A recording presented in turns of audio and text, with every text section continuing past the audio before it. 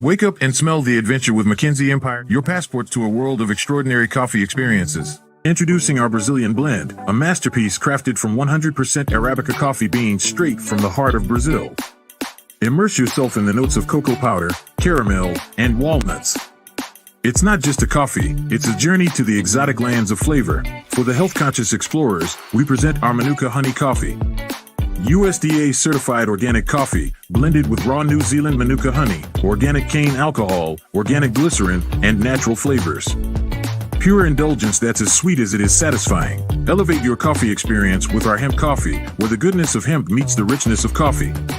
Packed with high protein, omega-3, and omega-6 fatty acids, it's not just a drink, it's a nourishing ritual for your body and soul. But wait, there's more.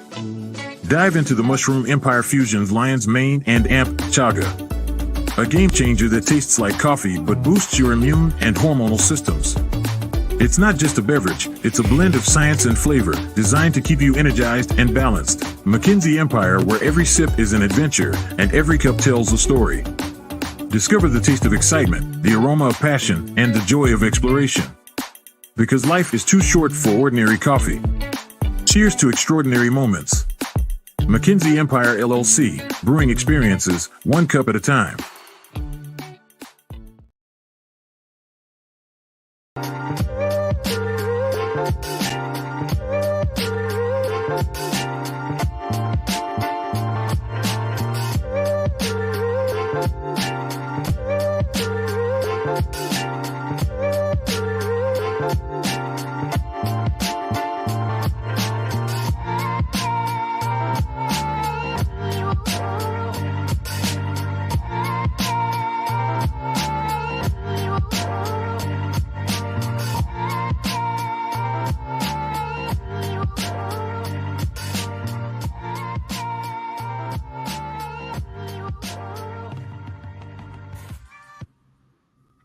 Yo, what's good? What's good with it? What's good with it? It's your man, J. Adams. What's good with it, everybody? What's everybody doing on this Sunday? The last Sunday of the month, man, and we out of here. The last Sunday, October 29th. Halloween is Tuesday the 31st. What y'all got going on for the week, man? It's already been a spooky week for me, man. Halloween has been full effect here in Los Angeles, man. What's good with it, world? It's your man, J. Adams, and I'm live on the Westcoast Heavies TV podcast on the Biz Entertainment Network. What's good with it, everybody? Man, glad to see everybody in, man. Waiting for my guest co-host to pop back in, Mr. Todd Smith. But we live, man, once again. He's back in the building. So, man, it's just been a great week, man. Awesome week, man. Too much given, much is required. So it's been a lot going on as well. But hey, man, we here, man. We here with the people. Blessed to be able to get back here in the saddle, man. It's been a few weeks since we've been able to be in front of you, man. But we here, man, this Sunday, October the 29th, 2023, man. West Coast Heavies TV podcast on the Biz Entertainment Network. It's a lot of things we got to get to today. A lot of things we're going to miss. A lot of updates. Man, but we're always glad to be here with the people, man. So as you know, man, this show came all about me really answering a lot of questions that I get throughout the week. A lot of people that I can't tap into that follow me on Facebook, Instagram, and my website, of course. So if you're not following me, go ahead and tap in with me, J. Adams, WCH. It's just the letter J. Adams, WCH, West Coast _ Heavies, all on Instagram. J. Adams, WCH on Facebook, and then, of course, westcoastheavies.com. So, you know, the best way, you guys been doing a pretty good job tapping in, answering all your questions, man. So we're going to get to a little bit about live shows and how I feel artists can benefit off those live shows that they're booking, especially in their own cities. But first, man, Mr. Todd Smith, man, what's going on with you, brother? How you doing? Man, I'm good. Blessed. Congratulations on the album release party on Friday evening. It looked extremely packed. So somebody did their job there and put asses in seats, man. Oh yeah, man. Well, we can get right to it, man. I mean, that was a great show, man. Man, how many months we've been working on that now? I can't remember. I know since June. Yeah. It was very well to see that get off the ground. and to work out as much as it did work out. You know what I'm saying? I mean, every time I always say, man, every time that I see an artist out pushing, I'm always like, man, that's their moment. You know what I mean? So it's like it's cool when you're on the other side of things now. Not being an artist anymore. So I don't get caught up in all the excitement, all the butterflies. But I remember those moments. You know what I'm saying? So it's like now I'm able to see the business side, and it's cool when things turn out right for an artist, man. You know what I'm saying? I Yeah, like to see artists get W's. You know. yeah, especially Truth, because I've been following this whole situation since it started, and I can say that I literally have not seen an artist work as hard as him, or a team like you and the rest of the people that's involved work as hard as they work to get this guy where he's at. And it's a beautiful thing to see that pop off the way it's popped off. Yeah, man, it is, bro, because it's, in many ways, this is what this show is all about, really.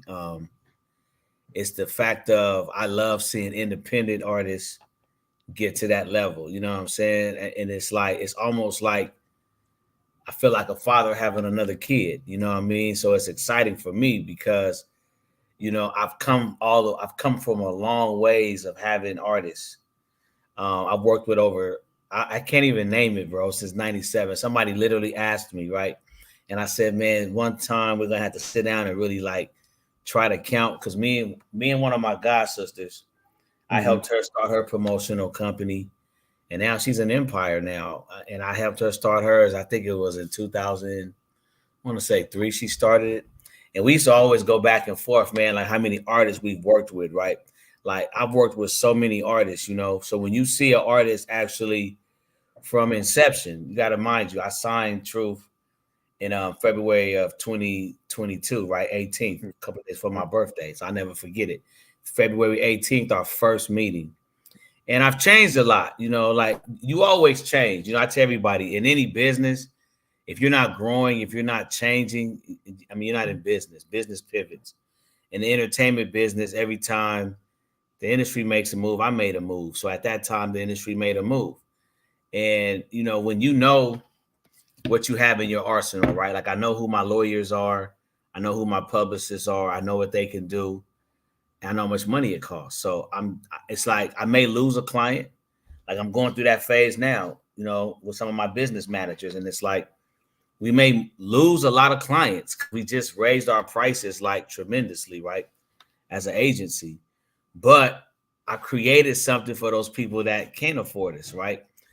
When I went into the meeting with Truth, bro, I didn't even talk about that. I just straight out said, bro, it's gonna cost you. You need to put 200,000. I just looked him dead in his eye, him and his manager at that time. I wasn't his full-fledged manager. I was just a consultant then. And I was like, now I'm not saying you're gonna use the whole 200,000. I'm not saying that, right? But I said you need to put 200,000 disposable income away just so you have it. Literally. Because I asked him, I said, are you trying to be just an independent artist with a record out? Or are you trying to go? See, I always have to be clear with that. Because if you're just trying to be an artist with just a record out, I can get you there with little to no money. You feel me? It's nothing. But when he told me his goals, because I already really thought I knew his goals, because I had been watching the kid since like 2005. He's a grown ass man now. I watched since he was a kid, damn near out of high school. You know what I'm saying? Because I've been watching Truth since like 2005. He's been doing this for almost like literally 17 years. You know what I mean? So he's not new to this, right? So everybody thinks like, where does this guy come from? But he's been doing all the work behind the scenes. But I was honest with him. I was like, man, it's gonna cost you 200 bands. You need to have that, or you're not gonna go where you want to go, which is a major artist, right? So it was all about. He looked at me like it was no problem, and I'm so proud of him. You know what I'm saying? Like I had like a real big brother moment, yo, because it was like I watched this guy who I'm a fan of his music. You know what I'm saying? It's not too many rappers that I talk about. Like I talk about the rapper, singer, instrumentalist Biz. I talk about Truth. I talk about Spiffy Luciano's. You know what I'm saying? I talk about RJ, you know what I'm saying, before RJ was RJ, you know what I mean? So it's just like Dizzle, East Side K Boy out here. But at the end of the day, it's like, to me, Truth is just different.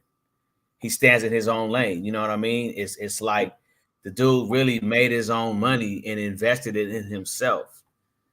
And that's his story. And that's an amazing story to me as an artist, because it's what I did. It's I literally blew myself up. I literally made myself hood famous enough where everybody knew me enough to be able to sell shows.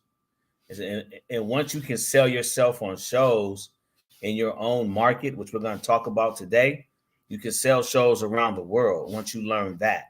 Once you master the art of putting together music that people want to hear and people will support, and you put it on stage and you have a good show.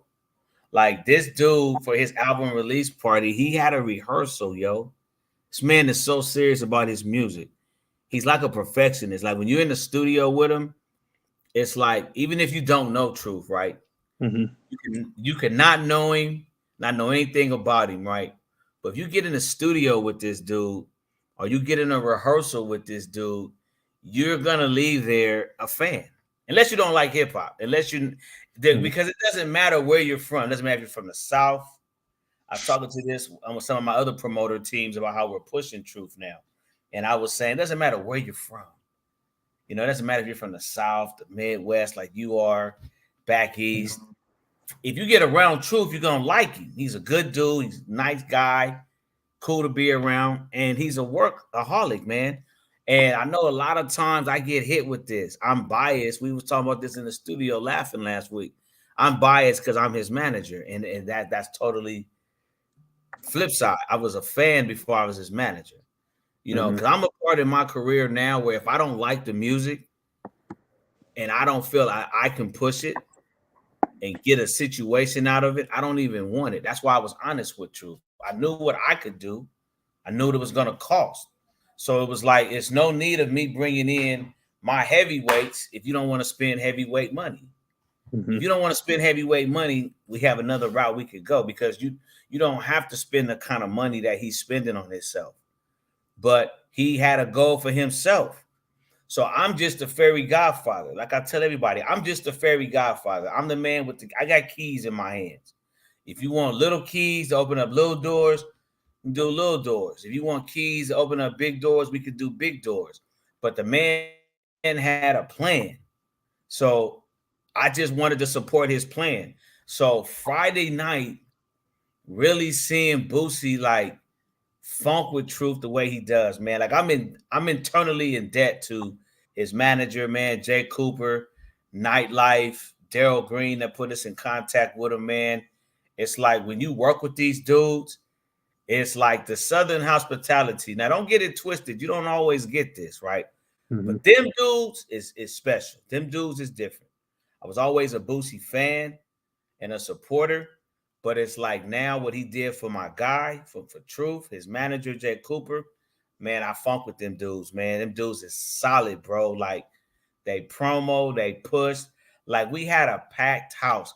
Like, the club we was at, man, was so nervous about what we were doing. Mind you, we left Long Beach like years ago, right? We left Long Beach so years ago promoting that it was crazy. It was really to the point to where, damn, do they not want black people in Long Beach? It was really crazy, bro, when we left.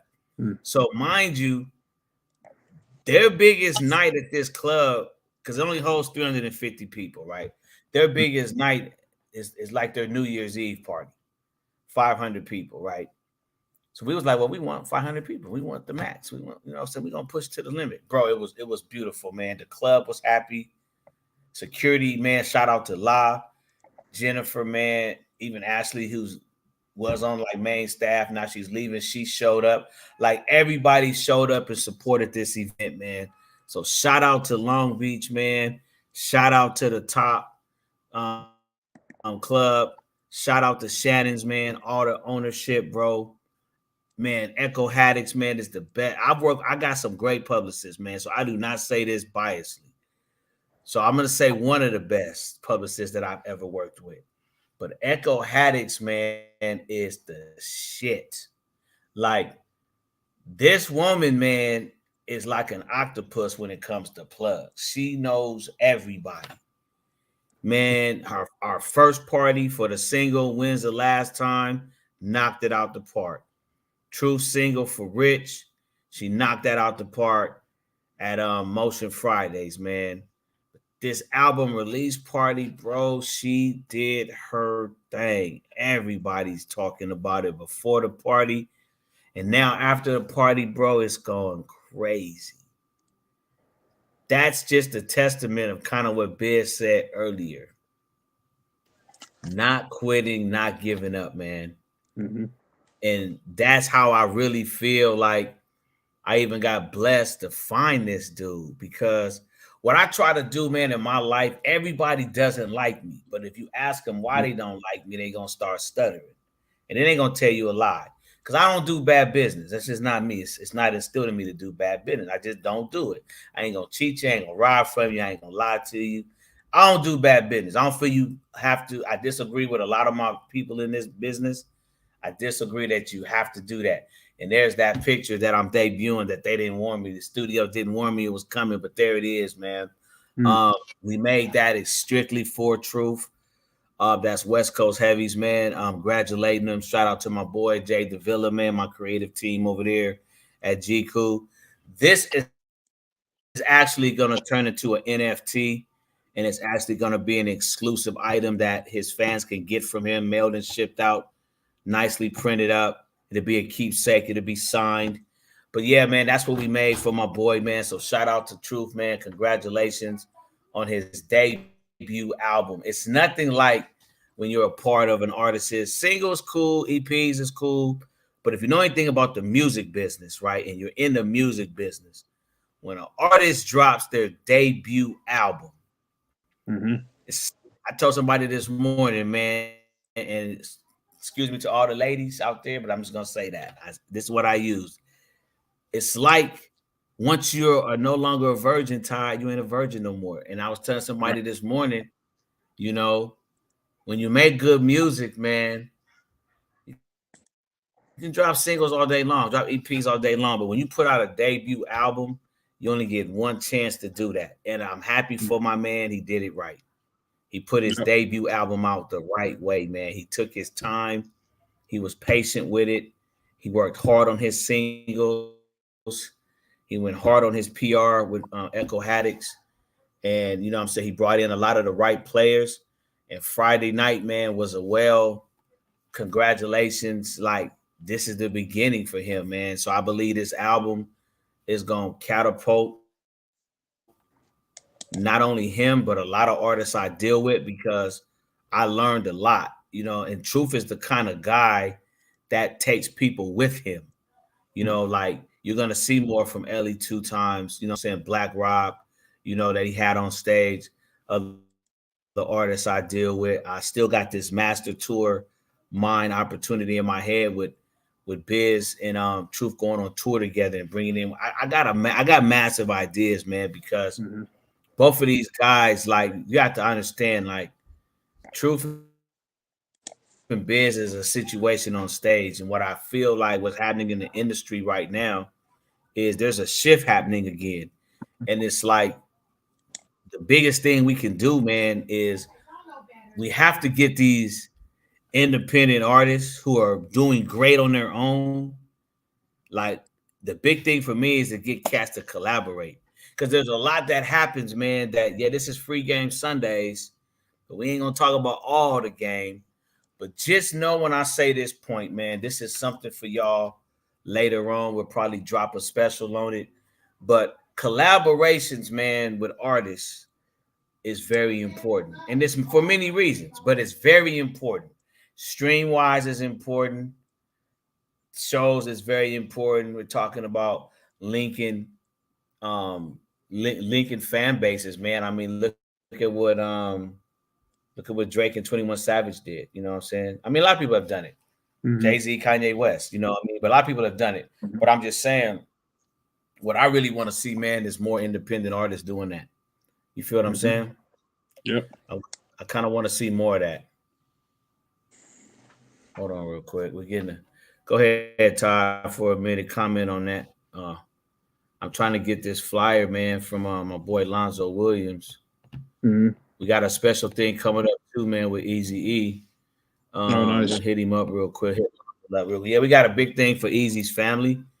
That Lonzo, man, blood, sweat, and tears, man. This dude's been putting in a lot of work, man. But shout out to my boy Big A too, and the whole you know what I'm saying, Wright family, Easy E's family, man. Compton finally named the street after him. So we got Easy Street. It's real. You know what I mean? So my boy Lonzo is heading up a dedication to him.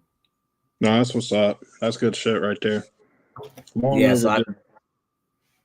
overdue, man. So he was trying to call me. Maybe he'll call me back. Maybe he's hit the flyer already, but okay, there it is right there. I got it. So he's also going to be going live too, man. So yeah, I'm happy for that, man. You know what I'm saying? Like a lot of my people right now, like Biz, like Lonzo, man, a lot of my people are winning right now, bro. And I like that, you know what I'm saying? Because it was like, I had a lot of friends of mine that during the pandemic, they didn't come back. You know what I'm saying? Right. A lot of people was like, it's over with or blah, blah, blah. But a lot of my folks, man, have bounced back, bro. And that's a great thing. You know what I'm saying? Yep. When you see your people like doing their thing, you know what I'm saying? That's like a beautiful thing, man. So the Easy E thing is a big thing too, man. But just looking at all my folks around me, man, like I really feel, man, like a lot of people can learn from releasing albums, man, and rollouts. You know what I'm saying? I learned a lot. And I'm like, that's one thing I love about this business. And even though it frustrates me so much, like I literally told a guy Thursday night, bro, before the party, because he wants me to manage him. And I'm like, bro, I'm not sure I even want to do this no more. Like I've retired 3 times from the music business. Right. You know, and I only came back this time because of Truth. You know, because I was like in semi-retirement before Biz had me doing this show. You know, because there's a lot, bro. See, a lot of times when people don't see, and like I was telling this artist Thursday night, people see Friday night, sold out show. They don't see what we've been going through the last 4 weeks behind the scene. You know, they don't see the meetings, they don't see the arguments. So let's talk about this flyer real quick, man. I'm debuting all of this today, so this is like a big day. I haven't put this online anywhere. The only thing I did was print them out and put them in the club, but I haven't debuted this, man. But this is major, man, because I feel like Michael Corleone, man, and what's that? The Godfather, man. Godfather. Yeah. I feel like every time I get out, they pull me back in. So, LA Promo Kings, man, something I had years ago. You know, if everybody knows, I'm a huge fan of Lonzo Williams and the World Class Wrecking Crew.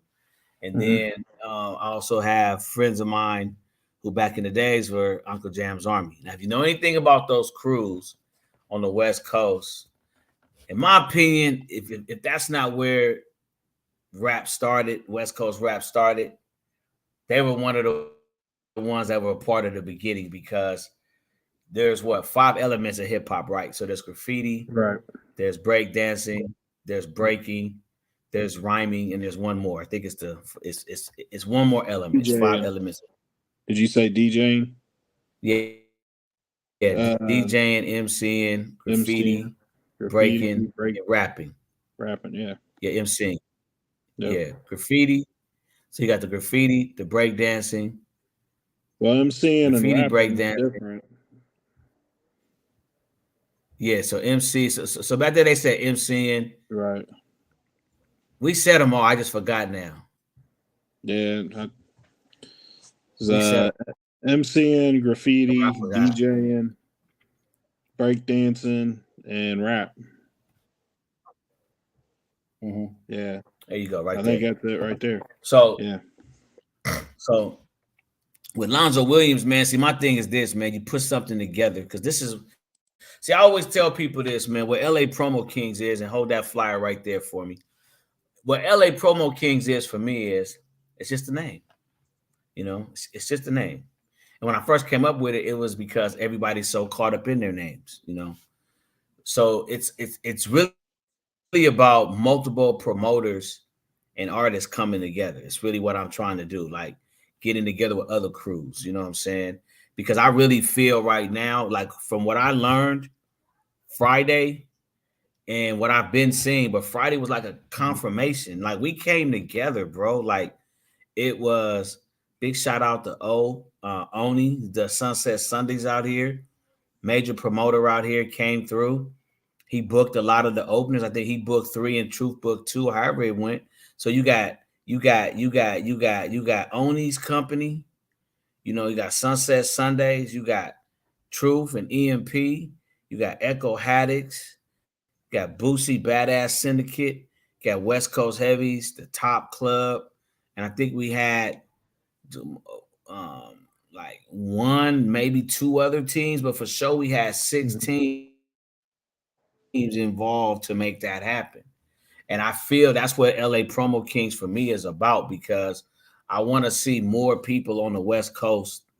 Like I had a promoter ask me, like, I want to get into that, but I don't understand that. I was like, well, I'm not passing out 5,000 flyers a week no more as a promoter. I'm an executive producer now, but I can teach you the game if you want to know the game. So that's what LA Promo Kings is about.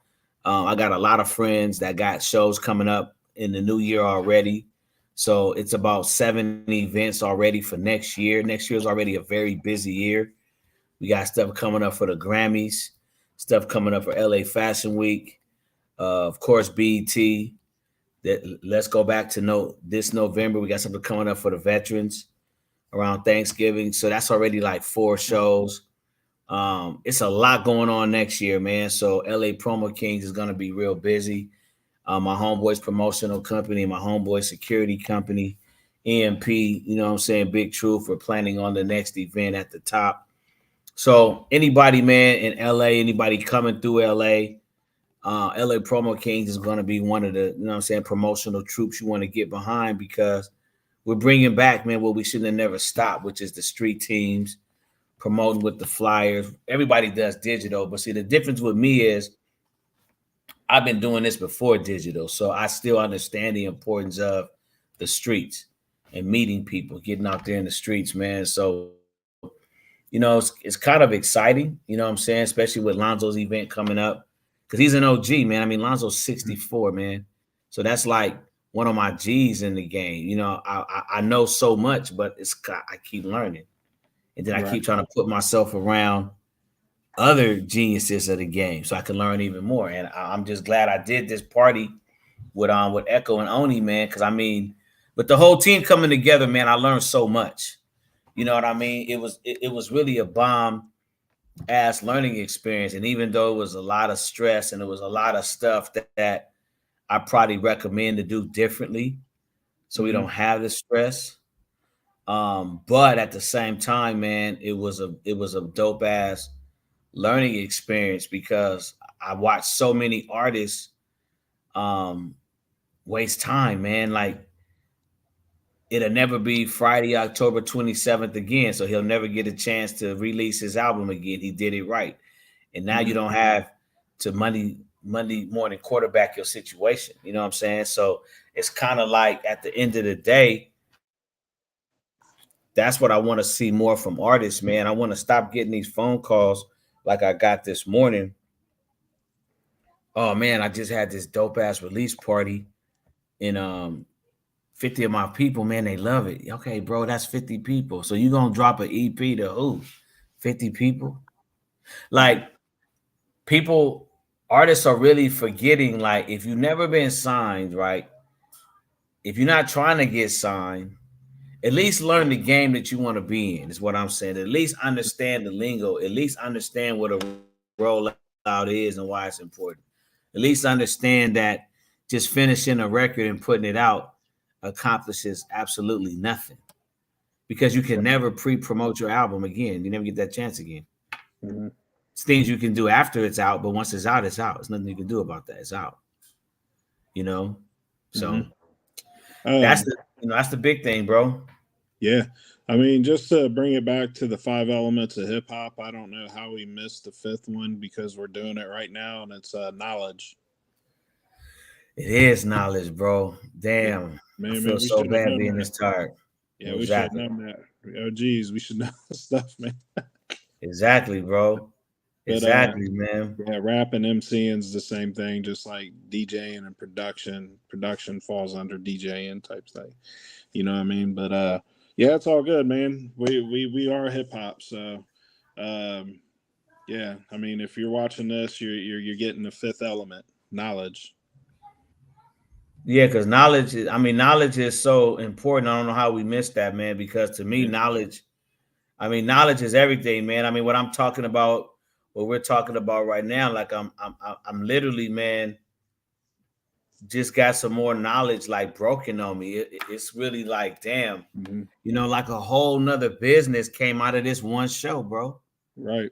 Right. Because every artist I run into is not gonna have the money to do it right, right? So Mm-hmm. it's like this. This is what I was telling somebody yesterday who I've been mentoring for years in marketing.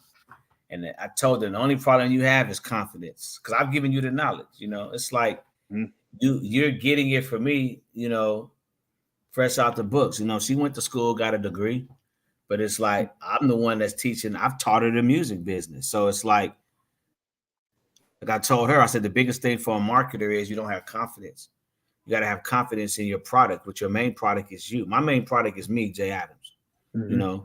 I already know out of 100 people, I'm probably only going to get 1 to 3% to funk with me because my prices. Because I was always told by a mentor of mine in the construction world, and this is just a small analogy with a hammer. He used to tell me, right, you want to buy all these big construction companies, but you got to learn this one thing about construction. I ain't saying you got to buy this hammer, the most expensive one, but you Mm-hmm. damn sure better not buy the cheapest one. Right. If you ain't gonna buy the most expensive one, at least buy the one in the middle, right? He's always tell me, you never undervalue your tools. Mm-hmm. I'm a tool, so I value myself. But the reason why I keep myself at value is because I know there's 1 to 3% of truths out there. That's what my business is for. My business is not really for the new artists that's just started that don't even have a budget to consult with me. That's not really what my business is for. But what I'm doing now is I'm creating because I don't want to leave nobody behind. If you're real talented, see, the biggest problem I have is I'm such a fan of the music. So if you're real talented, I want to work with you anyways, whether you got the budget. And then my hands is tied because I'm not the kind of guy that's gonna go out. See, none of my staff is interns, right?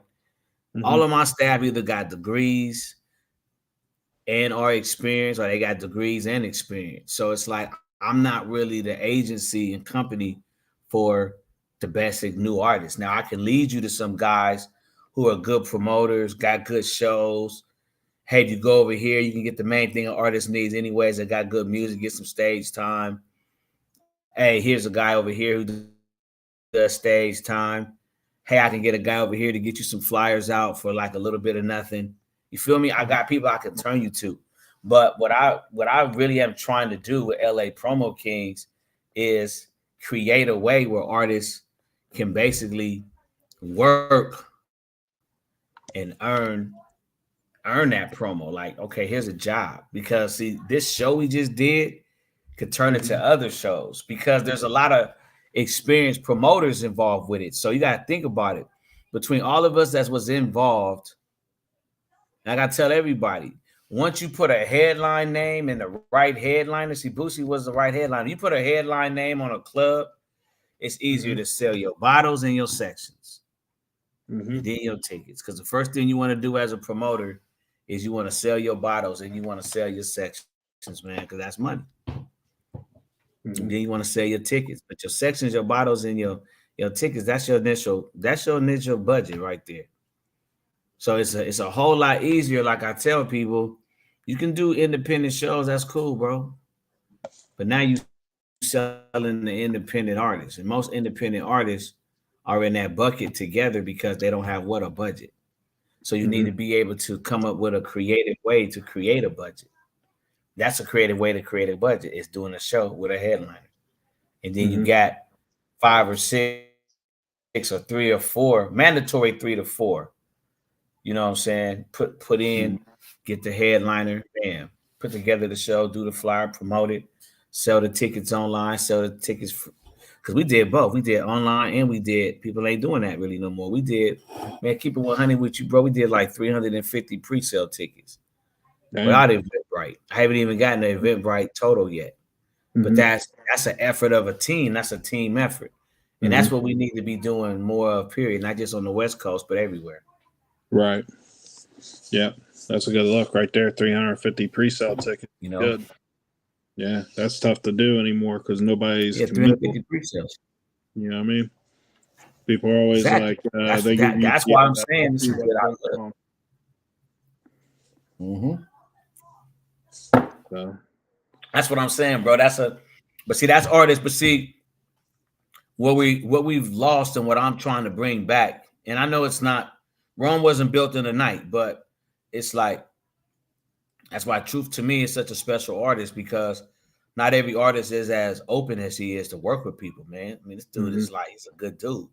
Like, you got a lot of artists out here on the West, and I made a post and I'm getting a lot of phone calls about it. Niggas is funny though. They won't comment, but they'll show call me on it.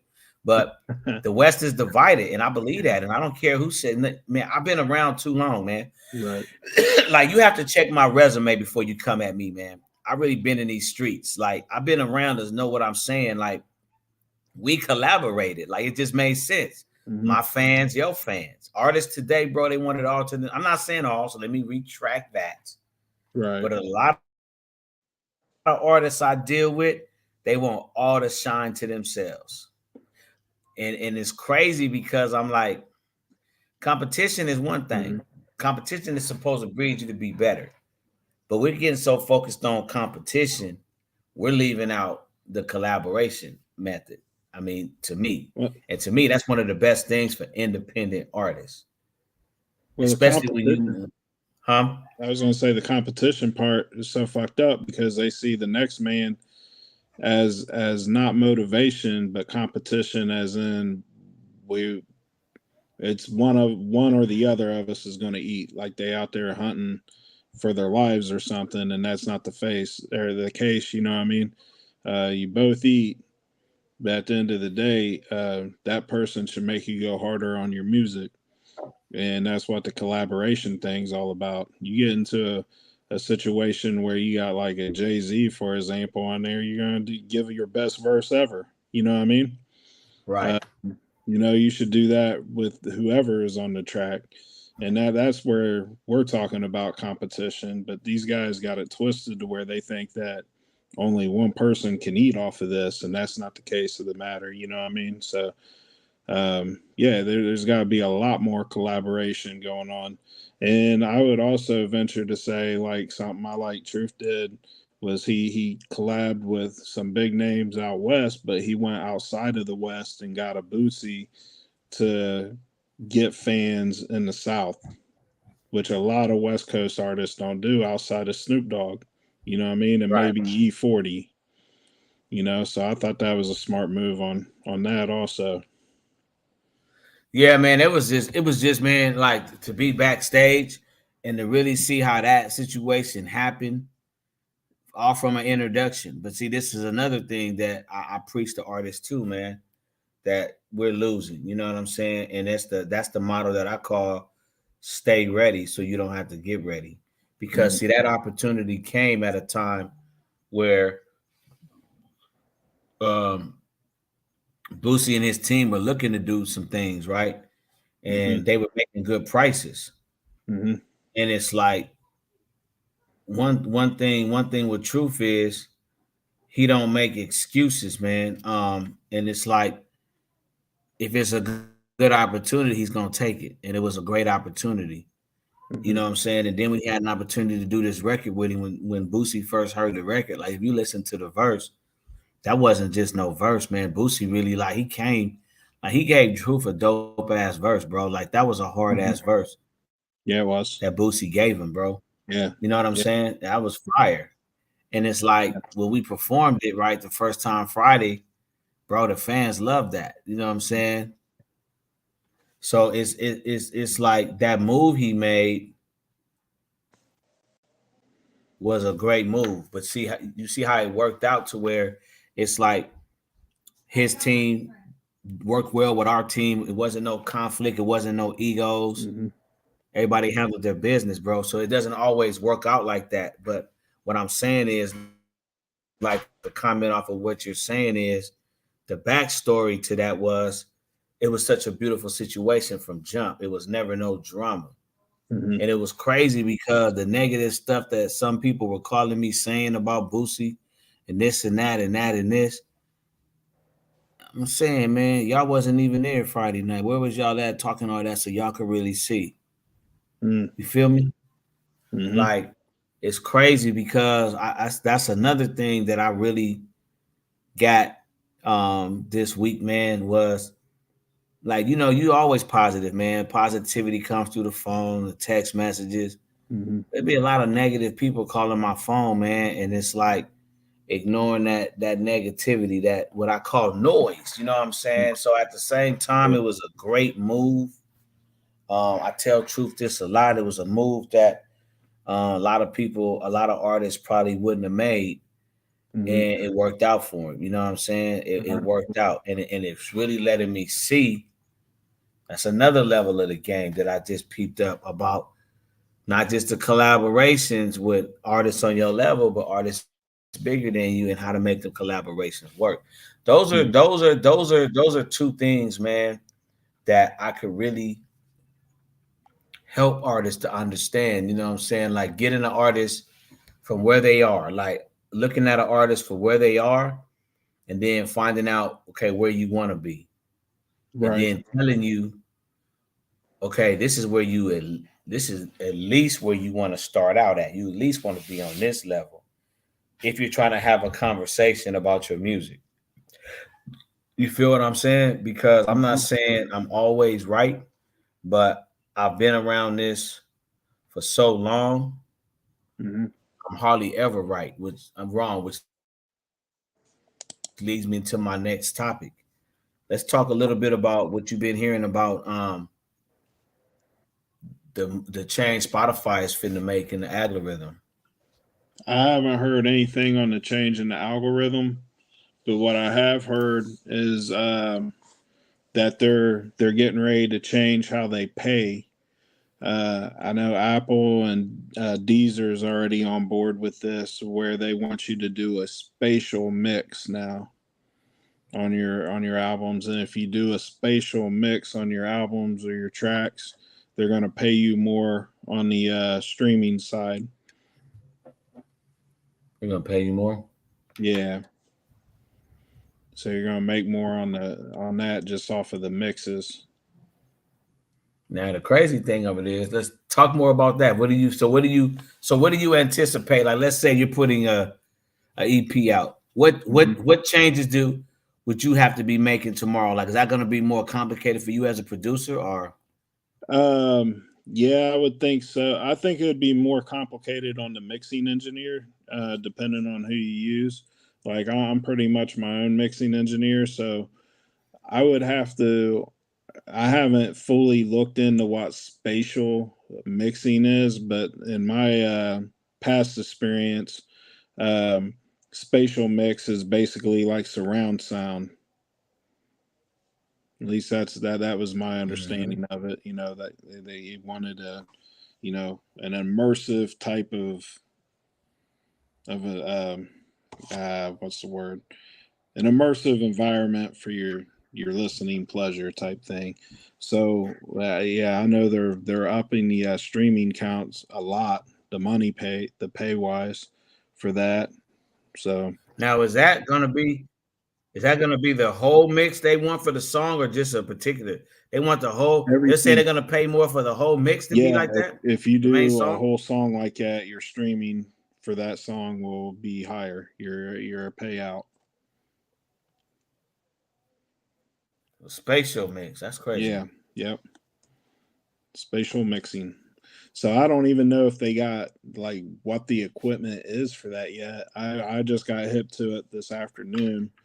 So I'm gonna have to do some digging, and hopefully next week we can get a little update on what you need for spatial mixes and all that good stuff. Without going super nerd into it, we can at least point some people in the right direction. You said Apple Music and Deezer is already on it? Yeah. Apple Music and Deezer's already on it, and from what I understand, the rest of them are going to follow suit.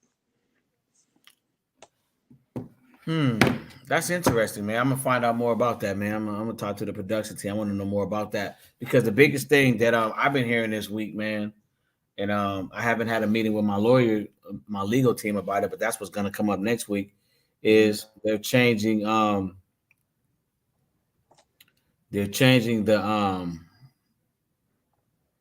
streaming request. I mean the streaming requirements. How many streams you got to have to get paid out? They're really trying to kill these bot farming systems and these fake streams. But see, basically what they're saying is it's another close in, man. It's like this, right? There was a lot of promises made to independent. Well, let's just say the musician community when Spotify started, right? But see, here's what a lot of artists aren't realizing. This is just one of my opinions: is the squeeze is getting put on y'all who don't spend no money, man, and just put records. I'm just being real with y'all. I've been saying this for at least 2 years, man. And you guys aren't spending money, aren't advertising, aren't working inside of a label because you got to realize this is a business, right? So to anybody's business, it's very disrespectful for you just being in the business, and you're not doing business. Like you can't just say I'm an independent artist. Like what does that mean? Like when I ask artists, what does it mean to you? Because I know what it means when I hear the word I'm an independent artist.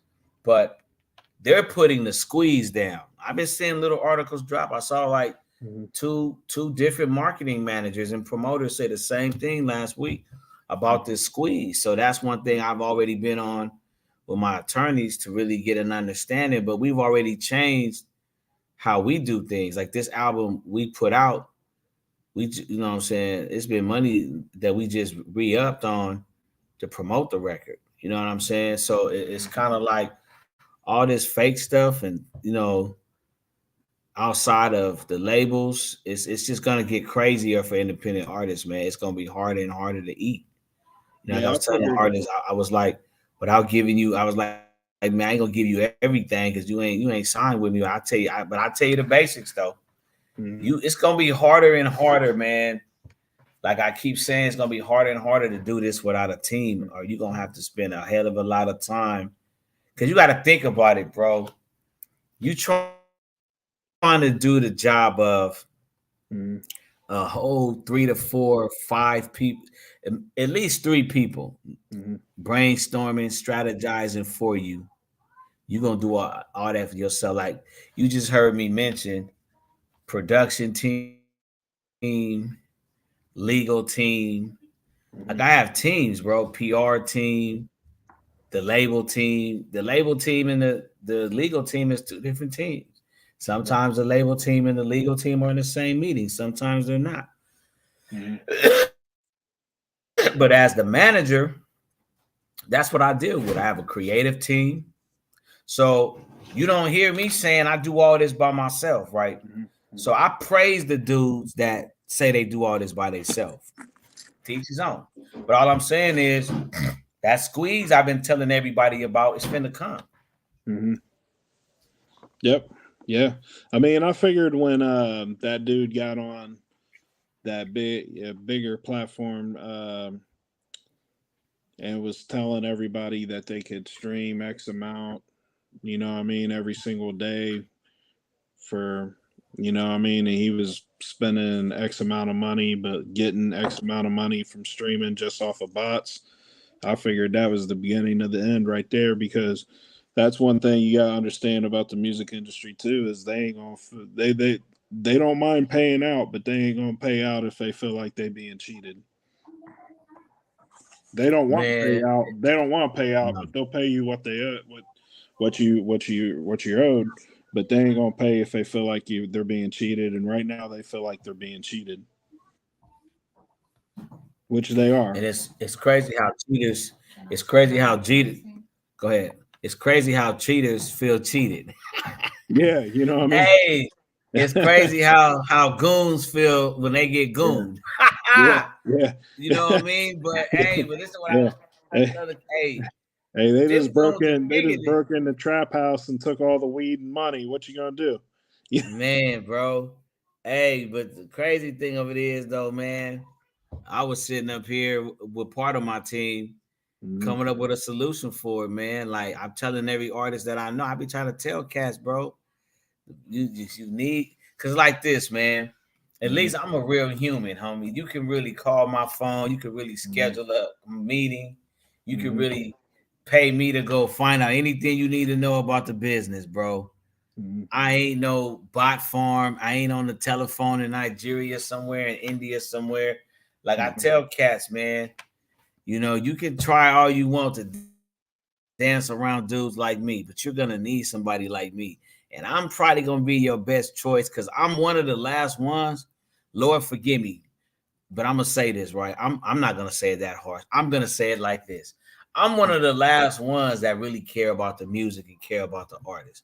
And I ain't saying all my colleagues don't, but at my marketing and advertising company, I care about the bottom line, which is money, the business of it, but I care more about the client. And I'm one of the last ones left like that, man. I deal with people all the time mhm, that are not going to talk to you without money, mhm. period. So it's like with this new change, hey, man, you artists have fun figuring it out, bro. Have fun Yeah, figuring that out because I'm telling you, man, they are getting to put the squeeze on it. And you yeah. can still be independent, but let me get you an independent distribution deal where you at least get some help. Because see, here's the thing you gotta understand, bro. You're not part of the knowledge situation. So no matter who you deal with, right? If you deal with it doesn't matter who you deal with, TuneCore, United Masters, nobody. If you don't have somebody like me on payroll, which means I'm gonna have my lawyer on payroll, my publicist, and we're all asking questions. We're having meetings. We're asking strategic questions. You're not going to know certain things because you're not the DSP. Mhm, You're not the digital service provider. You don't work for your digital service provider. Artists have got to stop thinking.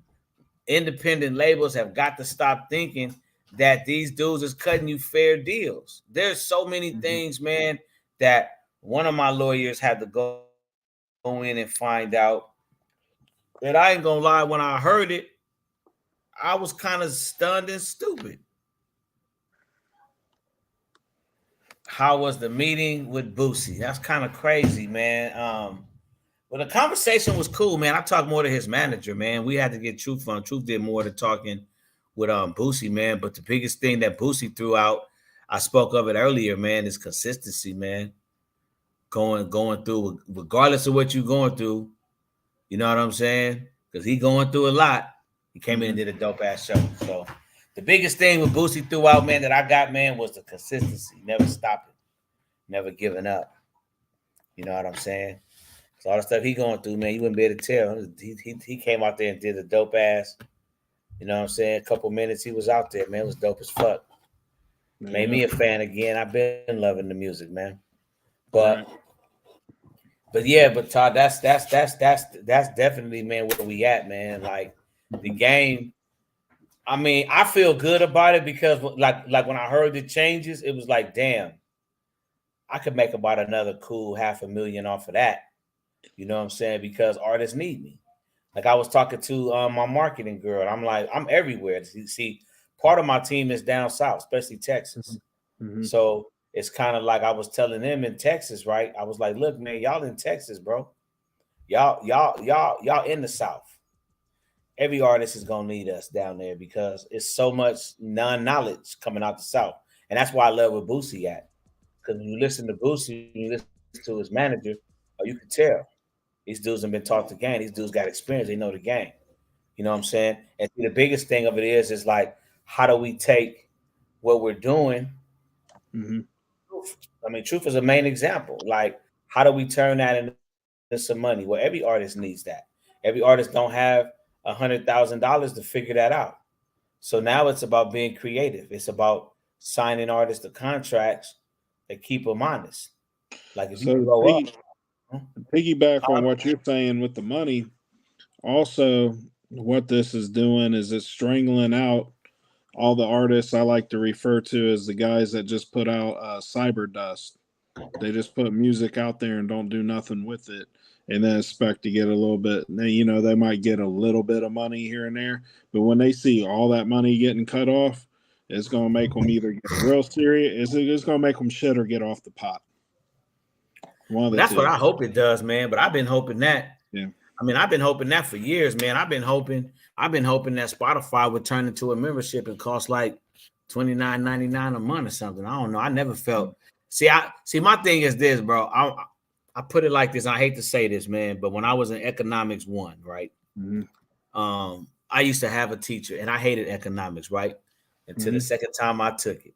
Supply and demand. That's gonna always run business, right? That's economics, man. Supply and demand. Mm-hmm. The demand is there. The supply ain't little no more. Spotify ain't the little fish no more. They don't need nobody else. So now that they are in demand, now they changing the rules. But like I told this artist, I said, man, look, if you pay attention, bro, these are gatekeepers. That's what people fail to realize.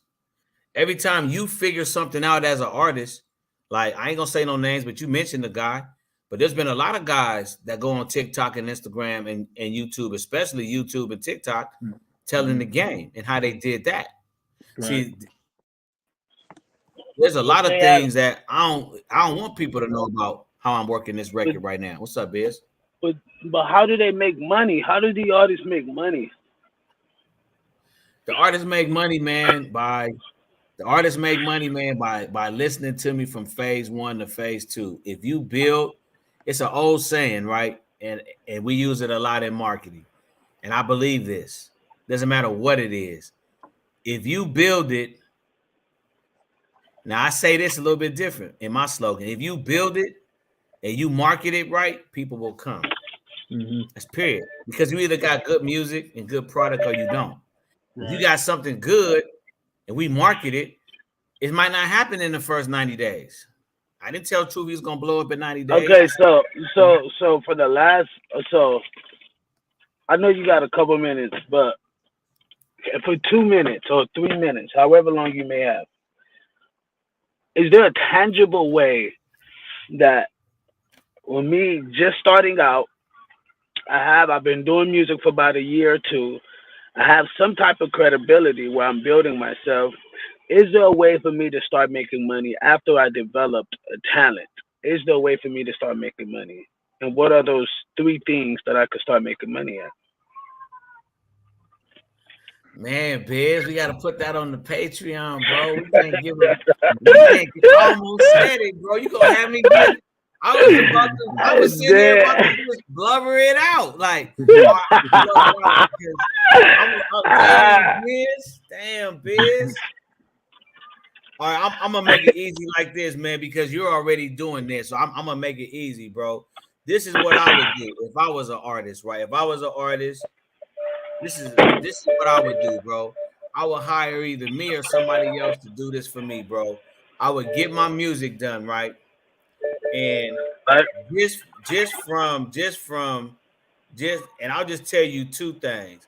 Just from shows and subscriptions, an artist can make money. And I'm gonna make it that easy, bro. You want to know how to do it? You have just in 90 days. Okay. In 90 days, you can realistically, bro, be making money in 90 days. Okay, so how can I do that in 90 days? What do I need to do each month to create that flow? Sign this NDA with Jay Adams for me to tell you. Come on. I can't put that on YouTube, bro. can't put Consistently. Niggas would be. What'd you say, Tom? I had to add in there consistently. He was like, "What can I do for the next, certain out amount of days, and to make that happen?" And I said, consistently. Yeah, because see, the consistent thing is this, bro. If you, I put it like this, man. I was really working these numbers out yesterday. Okay, so look, right. If an artist got a dope ass song, right? Like they done gone to biz, they got all that shit right. Because it all starts with good music. If you ain't got good music, nothing not to do. Okay, so you hand the record over, you sign the contract, you hand me the music, right? From day one. Now I'm giving y'all a free jewel here. I say, damn, I'm giving y'all something. All right, the music. Damn, y'all should say 4 to 6 weeks, especially if you're a new artist. If you're a new artist, you don't do 4 weeks because you can't guarantee all the music that's out there people is going to listen to you. So what I say is this. Do a solid 4 to 6 weeks before you drop your first single, right? Once you drop your first single, you do another 4 weeks between. 4 weeks of what? Single. Of what?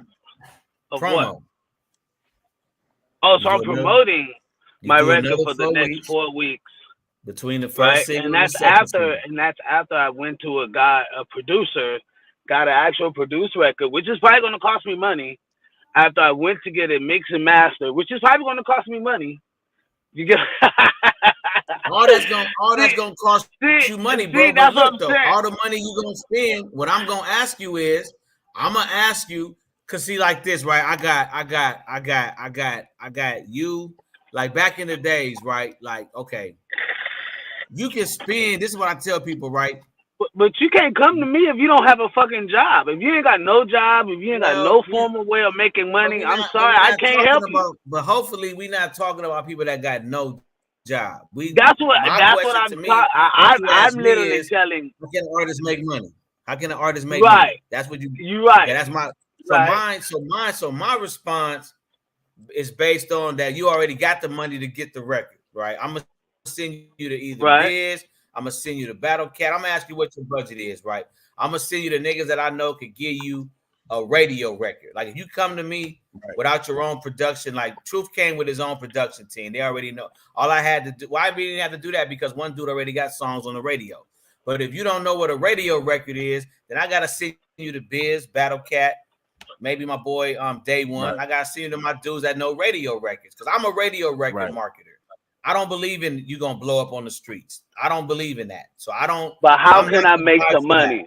So I need some money, Jay Adams. Hold on, I'm listening to you. Listen to me.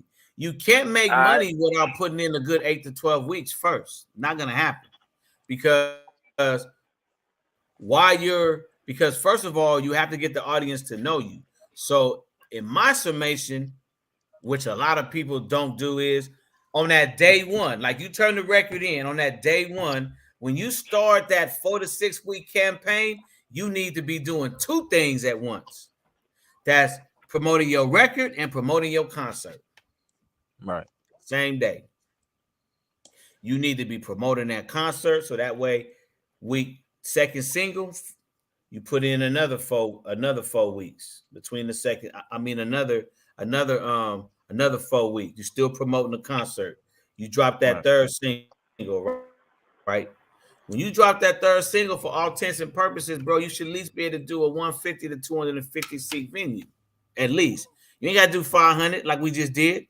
But ain't no artist. Hey, weeks, big bro. Ain't no artist who's been doing that shit for about a year or two.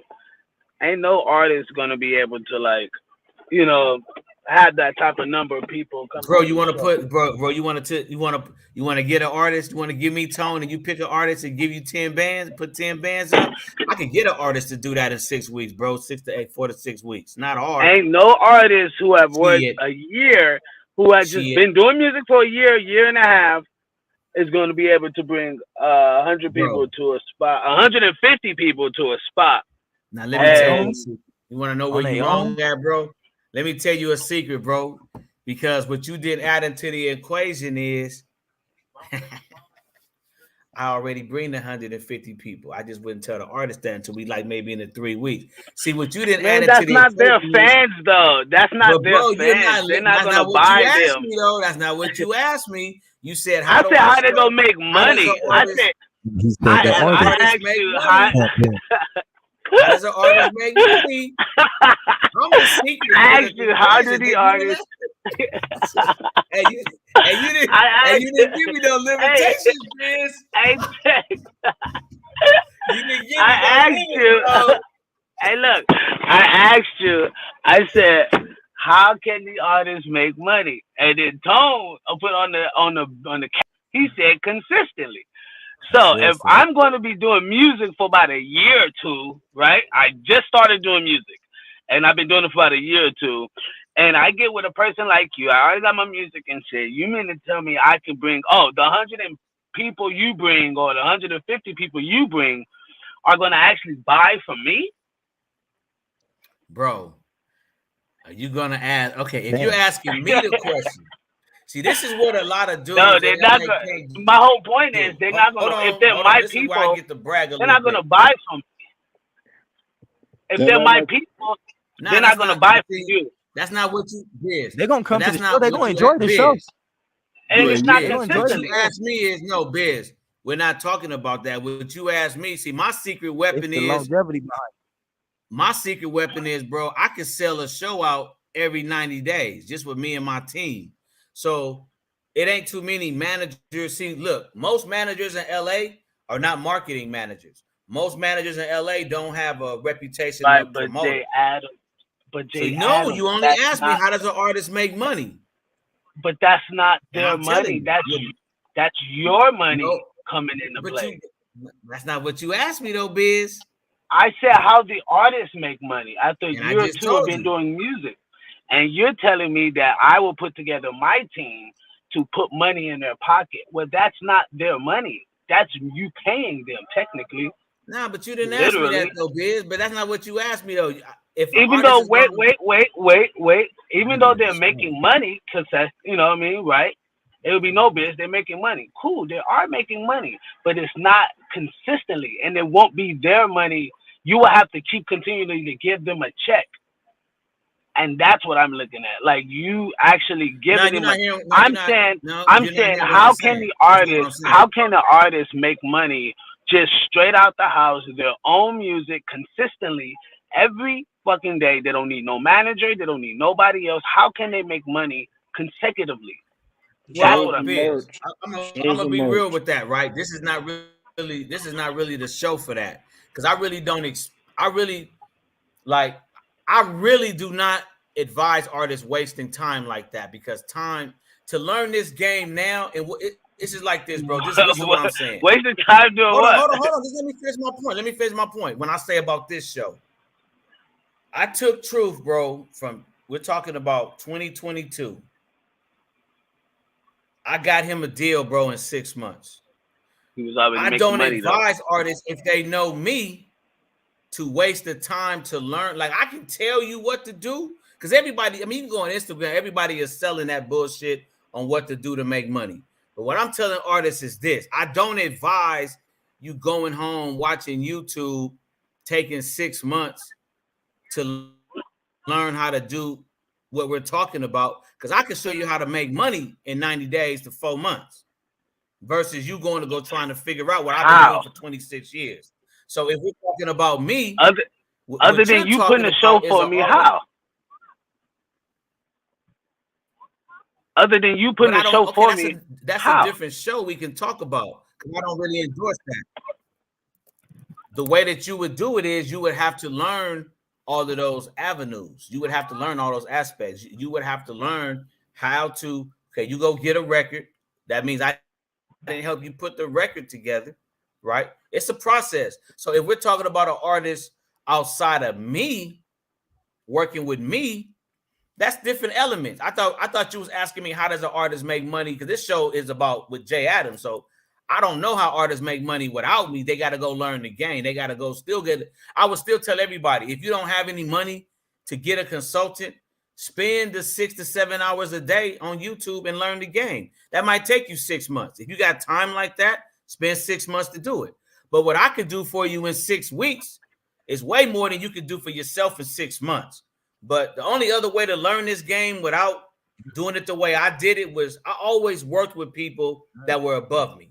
So I never did it the way you said doing it. I never learned it on my own. So by the time YouTube came, I was just doing continuing education classes. But what I would tell people is, look, okay, without me, you're going to have to spend hours on YouTube to learn how to first get your music right, find out where your audience is, and then with your audience, now you got to start giving your audience consistent content, because you as an artist, you're not going to be able to sell 250 tickets to a show because you don't have me, who got promoter friends that could just be like, hey, support this artist because I'm pushing them. So without that, you can't use my model of doing a show, because I could do a show in 6 weeks and at least have 150 people there. So and that's just me on top of my head without saying I could do 300. So if an artist is going to do it without, I would say, okay, and you want me to just give it to you for free? I would be like, I would throw out a few names. Go watch Brand. I would throw out a few names that I'm not going to give out here for it to be on YouTube for free for eternity. But I would give you a few names to go watch. And if you study for about a cool 90 days to 6 months, you'll learn the game. I give you a few books to go read. The books I always endorse here. Go read the game, because literally, bro, if we're talking about an artist making money without us, then they would have to study the game. I mean, how are you going to know what you don't know? That's like oxymoron. I mean, how do you know what you don't know? If you don't know how to do it, see, you nice. You're going to have to learn nice it if you don't want to pay for anything. Jay Adams, can I tell you one thing? You're a nice person. You're very nice. Because they couldn't ask me that question. You know why? Because I'd be like, you know what? The artist ain't going to make no fucking money. I don't know why the fuck they even thinking about making money after a couple of years of just starting out. Nigga, you gonna lose for the next 5 years. I ain't gonna lie. Hey, you got a heart for it, we'll see in 5 years. A lot of times you can't really tell if the person really got a heart for it. And a lot of times when people do come out a year or two or whatever that's just starting out, a lot of these motherfuckers got money behind them, or they come from some rich ass family, or they come from some type of significant wealth or a contract that propels them. I mean, obviously, of course, we see motherfuckers who just started. We see females go be with some rap niggas. I'm sorry, some hood niggas. All of a sudden, they go in the studio getting drunk, fucking around, spit some on the mic, and that shit go viral because everybody love it. But she's not an entertainer, so now she gets manipulated. But those things are very exceptional. Those are exceptional things. The average artist don't have that liberty. 90% of artists or 90% of musicians will go in the dirt, not even no one knowing who they are. And a lot of it's because of, you know what I mean, people not being open-minded, right? People not spending enough time to learn their craft, to really learn what they do, to really know what they really want to do. Like you see so many people in the industry, yeah, they might be artists and they might be rappers and whatever the case may be, but they got a lot of expertise in other areas. But they're in the rap industry, or they're taking that away from somebody who actually thoroughly do that. And a lot of times you're going to see that. We are free to do what we want to do. We are free to roam the country. Nobody's stopping or preventing anyone from pursuing what they want to pursue. I just think it really comes to a point to when an artist is talking like, yeah, I've been doing it for about a year or two, so I'm trying to get out there and really make some money with this thing. I'm like, my nigga, you go. I don't know, bro. Like, I don't know if you go, because you talking about niggas who's been doing it 10, 15, 20 years. And you come across me on tour, and I guarantee you ain't gonna hit the stage again. I guarantee you. It's just gonna be lights, camera, action. It's just two different things. I don't want to. I don't want to break artists like that. I want to build artists, man. I'm into the building artists up. I'm not. Man, you gotta break them to build them. I'm not into the. Have you heard of the breaking to building? I just don't. I feel like at the stage of my game with my knowledge, I don't have to break anybody down, because you could either step in my ring or not. I'm the man with the, it's like this. One thing about me is, it's like I'm solid in what I bring to the table. You either want it or you don't. I don't try. I mean, I went through that phase, I guess, But at the management level that I'm at now, where I'm at now in my career, it's like I've proven like this album for me, it eliminates all of that for me because I don't have to do that. It's like I've proven what I could do. You know what I'm saying? Right, it's like but you're describing a different beast. I got him what he wanted. Right, but you're describing a different beast. You're right. I'm no, not knocking. That, but I'm not knocking what bro. you're But saying. I just thought you was asking me a question that has something to do with West Coast Heavies, which is me. I'm West Coast Heavies. Like when you said how does an artist make money, I didn't think they're gonna make money outside of me because they got to do all that stuff you talking about. That's I don't necessarily think. I mean, Truth had to do it. Truth had to do it before he met you, right? Like Truth had to get to that point before he met you, right? Like every artist gonna go through those. But I only can judge, right? But I only can judge when I talk to somebody. You feel me? I only know what somebody wants to do when I holler at them. You know what I mean? That's what I go off of. I go off of what I bring to the table and what they want. That's what I do. It's just like any sales business, any marketing business. You just hire me. I work for you. So you tell me what you want. Everybody don't have to want what all my clients are different. Everybody don't want the same thing. But when I used to listen to people that's, oh man, I want to make money. I ask people right now, well, how much money are you willing to spend to make money? Because if you're not willing to spend at least $10,000, then you don't really want to make $100,000 because that's only 10% of $100,000. So the average company spends 10 to 12% of their budget, their gross a year. So this is what I tell everybody on marketing. When I started my company, I didn't start. What everybody doesn't understand is most of us OGs, we did not start our business when the internet came. So it wasn't free for us. Like back in our days, we had to go get a DBA. You wasn't considered a real business in 98, 99, 2000 if you didn't have a DBA. Cats really didn't learn about, I didn't see too many black people walking around with an LLC in 99. Now in 2000, when I got my first INC, I didn't see too many black people walking around with an LLC or INC. Now everybody has one, and they have one and don't even know what to do with it. My whole point of it is artists today, for the most part, bro, they don't have the same vested interest that guys like myself have because they didn't have to pay for nothing. Right. See, I had to pay for everything. I used to have my mentor, may he rest in peace, is not going to tell you what a lot of mentors today won't tell. Most cats, they don't even have a mentor. My mentor called me on the phone and said, what's this company I see you promoting? You got a DBA for that? I was like, nah, Jeff. He said, take that shit down then. That was in 97. So what I'm saying is dudes today don't want to go to school, don't want to sit online and learn, don't want to read a book. They just want to be like my one of my sons, who I feel could be a better drummer than me, a better producer, way better than me. My son was just blessed with what I was, and I had to go work for it. I had to go to drum lessons. My son touched the drum set, ain't never read a book of music in his life. Probably don't know what a quarter note is and ripped it. The nigga was just blessed, right? Some people, some people gifted. Yeah, but see, at the same time, the problem with that gift is I tell everybody at 48 years old, if you skip steps, I'll see you in 30 years. I can't tell you it's not going to work. But what I'm saying is when you skip steps in any business, I don't see your longevity being there is what I'm saying. So what I tell cats is this.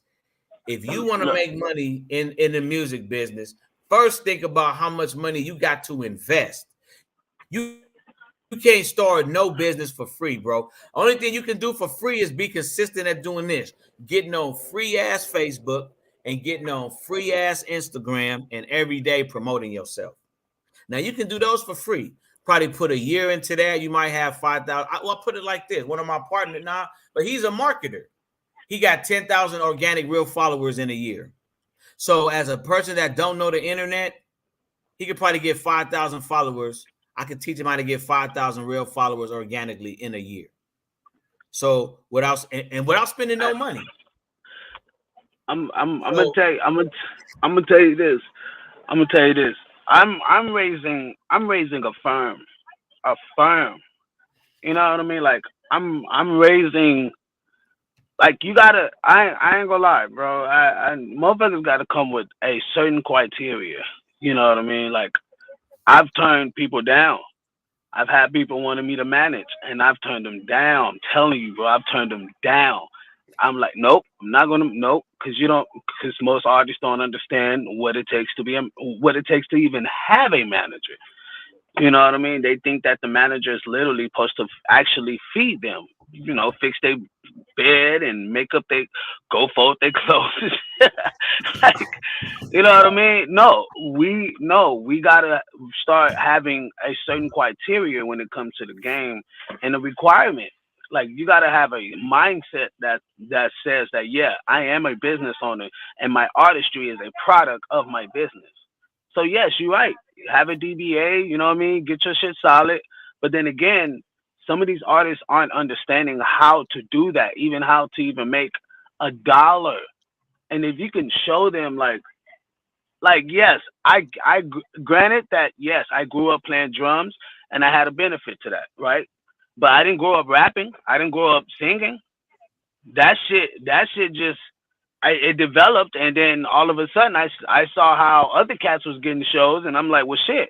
If they get shows and I could show a certain criteria in my show performance, I think I'll be valuable enough to start getting some money for it, right? And I don't think you said it earlier. You know what I mean? You got to have a developed show, right? But even to get to that point, these cats ain't even they mindset.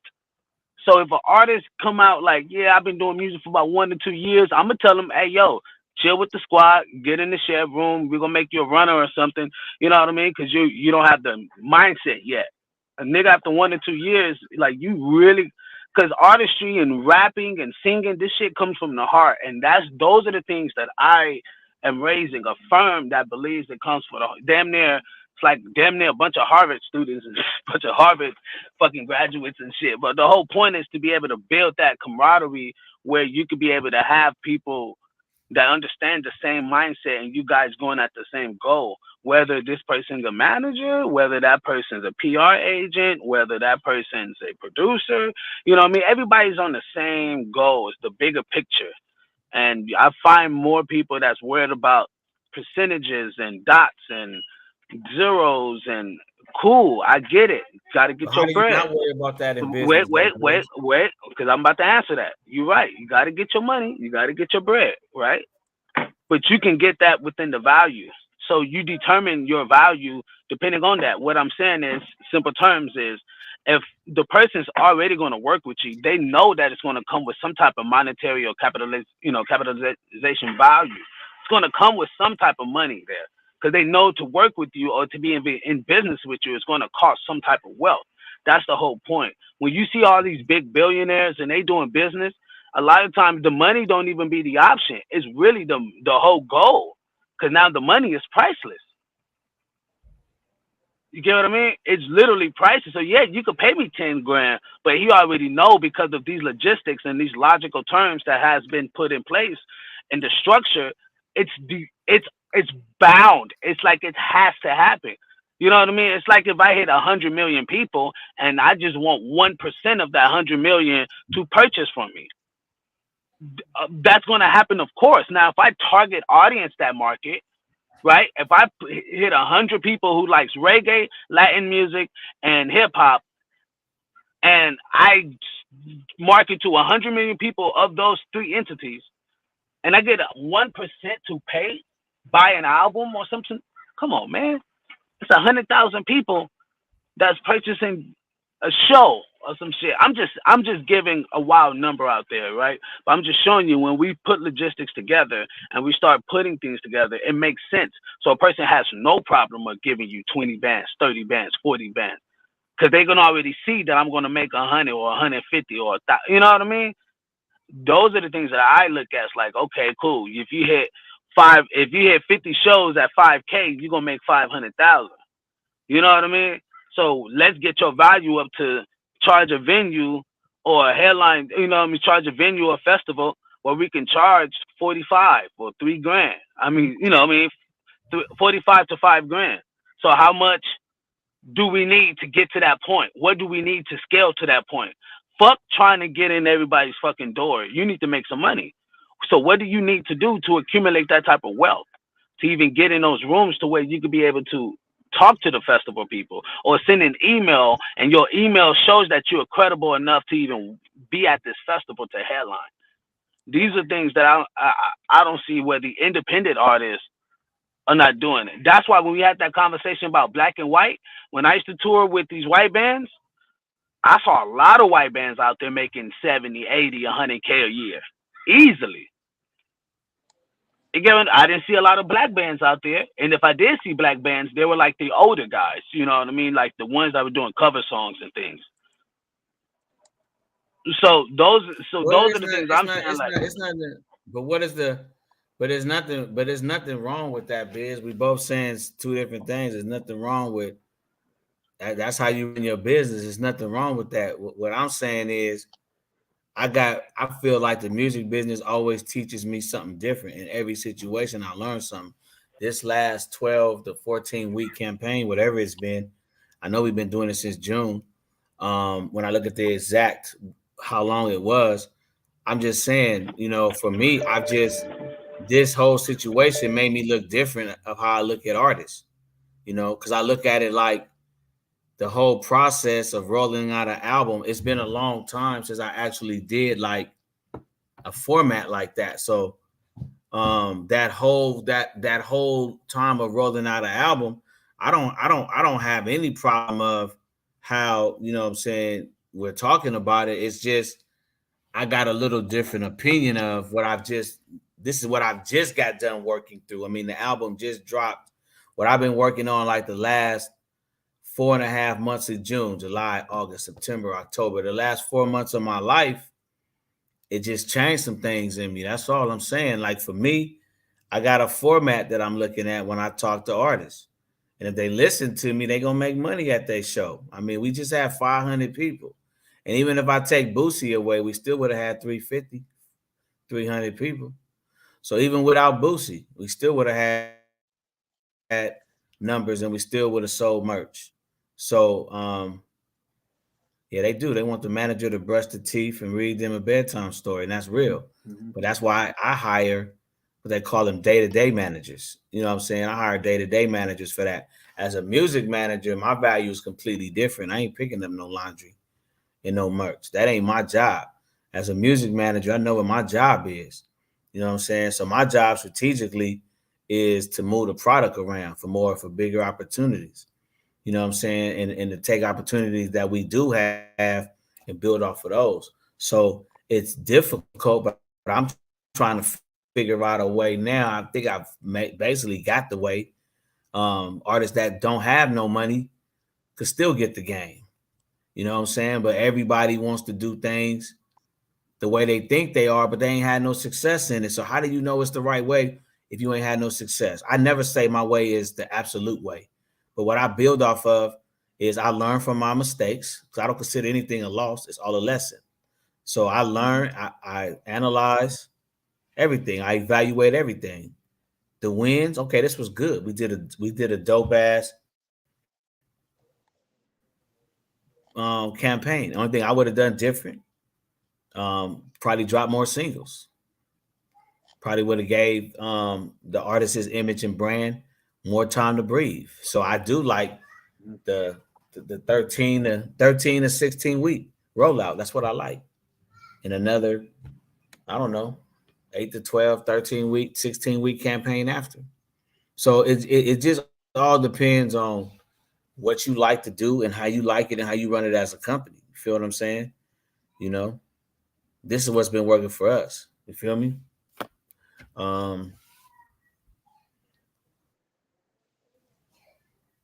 Todd, you there? Yeah, I'm here. Artist roll.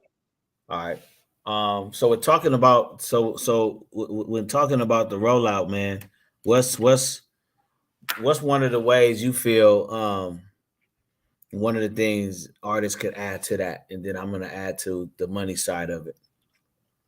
Okay, so when I got an artist that will actually listen to what I'm trying to tell them to do, When you're getting ready to do an album release, you want to do as many shows as possible leading up to it. You want to sell as much merch as possible leading up to it. You want to kiss as many babies and shake as many hands as you can at those things. You want to use the content of you on show on social media. And then you want to drop a few singles and you want to perform the new singles with some older stuff too, if you got older stuff online, whatever. And then you want to build up to that. So your album should be always at least 3 to 4 months down the road from when you start this, in my opinion, if not 6. And then, you're just building towards that. So that way, when that album comes out, people are anticipating the album. They're ready for the album to drop. And then when the album drops, the streaming numbers and all that should be there. But you definitely want to get outside of your city and do shows. Yeah, I think that is major. If not before, it's major. It's definitely major. You know what I'm saying? After, I feel if you got the time, if you can create the bandwidth, the time to do it, I feel outside the city is very, you know what I'm saying, important. I feel if you can move around, like right now, be able to move around. you know what I mean? Like if you could definitely, if you can move around and make some things, you know what I'm saying, pop, I feel that's definitely, man, majorly important. You know what I'm saying? Because like I'm saying, once you put an album out, man, I mean, there is no do-overs. You feel what I'm saying? So it's kind of like I got a real good way of looking at what I feel an artist's rollout should be. Like everything you said, I mean, one of the two main things is for me doing the shows, getting the content from the shows, your content from your shows getting put on your Instagram, your YouTube, and really pushing and promoting that, man. Because see, the thing of it is, bro, wherever you doing is as an artist, you're always fighting for the time of the people. Right. And that's why you got to let the music breathe, in my opinion. You know what I'm saying? It's a marathon. Like I even look at differently when I think about signing an artist. I'm like, do I want to work with this person for 2 years? Because it's going to take me at least probably 6 months to really introduce you. Because I mean, I don't know. I look at, I was talking to one of my other advertisers, man, just radio station. I was like, well, 13 weeks is basically 90 days. So it's like, it's going to take 4 to 6 months, man, to introduce an artist. Right. And then it's going to take another 4 to 6 months after the record drop. Now, you know what I'm saying? Now while we're planning the second album. So that's why I say for me, I look at stuff turning over in the third album. By the time if you give me 3 solid albums, you know, I know good and well by the third album, I can have you branded. Hopefully by the second album, I have somebody in it to spend the money. Because here's what I'm telling people, man. It's just like Keith Sweat said, bro, I'm going to believe in that. That's just where I'm at. It's the wrong and the right way to do anything. He says the right and the wrong way to love somebody. I tell everybody, man, it's the right and the wrong way to do this game. You know, it's like I only know what I know because I've pulled and I continue to pull from so many sources.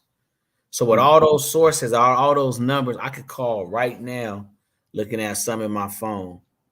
Dude, you got to have some money to make that make sense. Or I don't even know why you're doing this. Like, it's really like crazy because I just be looking at like, damn, we knew we had to spend money. Right. Like we knew we knew if we was going to do shows, we had to spend money. We had to promote the show, get the flyers done. So it's kind of like, I don't know where that lapse has happened, you know, because I really have to look at now when I qualify people, it's like, damn, can they even afford to work with the company, even if I break it down? So I don't want to leave nobody I don't want to leave nobody aside with good music. So I still create something for them too. You know what I'm saying? But then It's crazy because I signed somebody like that, right? No money to promote themselves. No money, bro. No money. No money.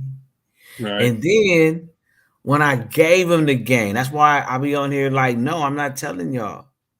I'm talking about hours, bro. I spent hours on the phone with this person like a few months ago. Hours every day. Hours. 13 hours, 8 hours. Like no bullshit on the phone all day.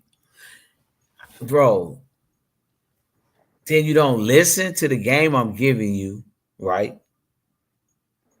You just want to get paid. I'm done with artists, bro. That really that right there was almost a break for your boy. I was like, I'm done with this shit, bro. I just gave you the game every day. Shit, I still pay for. Shit, I'm paying right now. I'm paying for some shit right now. Still, I'm paying for, right? These phone calls I make, they not free. And the ones that cost me, they not cheap. And I get good deals. And see, that's a problem why, like, one of my lawyers, he hates that about me. Because he always says, man, get a contract so we can get paid. But that's just the thing with artists, man. It's gotta be the right artist because you could give an artist the game. Like literally, I can show you how to make money in 4 to 6 weeks. Funk with your boy. Go ask any of these other fake marketing managers, because most of them is not marketing managers, but go ask any of them. Hey man, how can we make money in 4 to 6 weeks, man? Because Jay said he got a plan. But then niggas get mad at me because I want 50 bands for that. Or I want you to sign me a promissory note like the car company do, and I'm gonna go finance that 50 bands. Oh, you don't have a credit to finance the 50 bands. Oh, we see then this is what I tell people. Can you walk up on that Range Rover lot and do them like that? Then why you want to do me like that? That Range Rover got a value. This game I'm giving you got value. And see, that's what be killing me about artists. They always say, oh, G funk with me. Oh, G invest in me. Nigga, it ain't no guarantee in that bullshit you talking about. Only thing that's real is, nigga, what you finna send me in my Zelle right now on my Cash App. Because I'm going to do my job. But that just be the hardest thing that I had. So I was like, you know what? I'm going to start this LA Promo Kings because I want to do it anyways. The money I'm spending, fuck it. I want to do it anyways and promote it. Fuck it. I'll put it into my podcast. Bump it. If nothing else, you know what I'm saying? I'll make it work for that. So that's just my thing, man. Is like I really want to see more artists. I really want to see more artists, man, get good music to the market, bro, because the industry needs more good music. We need more stuff that don't sound the same. We need more music, man, that shows more diversity. You feel what I'm saying? Yeah. Fact.